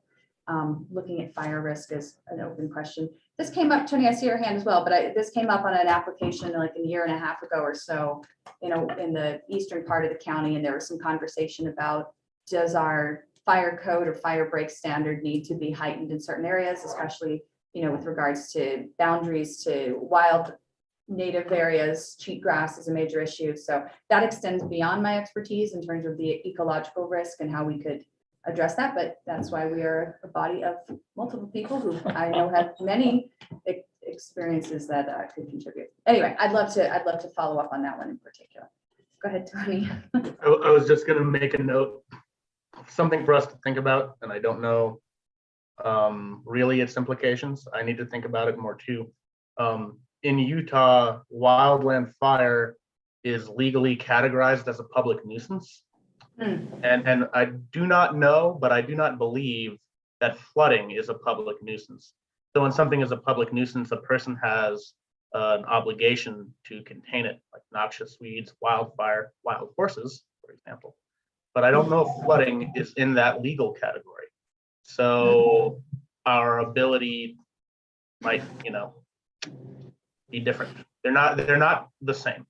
No, I think it's a wise thing for us to be wary of, and certainly something the county attorney, the building inspector, and building department lead would likely be able to guide us on. So, My guess is changing the water course, the way the water flows off your property could get you in trouble. For Right. some reason, I think, that it probably does have state law. It's certainly what we do in Castle Valley, and I think it's probably because the state would say that. And that's, somebody will decide, well, gee, my house, almost got flooded last time. I'm gonna put up a dike here Yeah. and just run it down to Well, O'Brien's house. The issue can even be as simple as somebody puts up a small enough shed or dwelling that they don't need a full permit for, they're, and again, I'm speaking Yeah. anecdotally about things that I was aware of in, Spanish Valley, which can change, Doesn't take or- much. Yeah, exactly. So we are in unprecedented times. We probably need to revisit this to fortify our code to ensure that people are not caught on the back. I just don't know which of these to prioritize, and that's where the county commission will be able to direct us. So we need them to give us further direction. We're pretty booked through the fall in terms of the housing work we've been doing, ADUs and so on, but I think as the county works through this flood, this long list of mitigation issues, it might be nice to have a workshop or at least some sort of education session, especially for the public as well. On this one. So, all right, so we'll discuss enforcement at our next meeting and kind of course of action. Anyone else have anything? Motion to Adjourn. seconded by Tony. I saw yours. Ah. Okay, all in favor, raise your hand. That's unanimous. Thank you, everybody. Have a great evening. Nice job, everyone.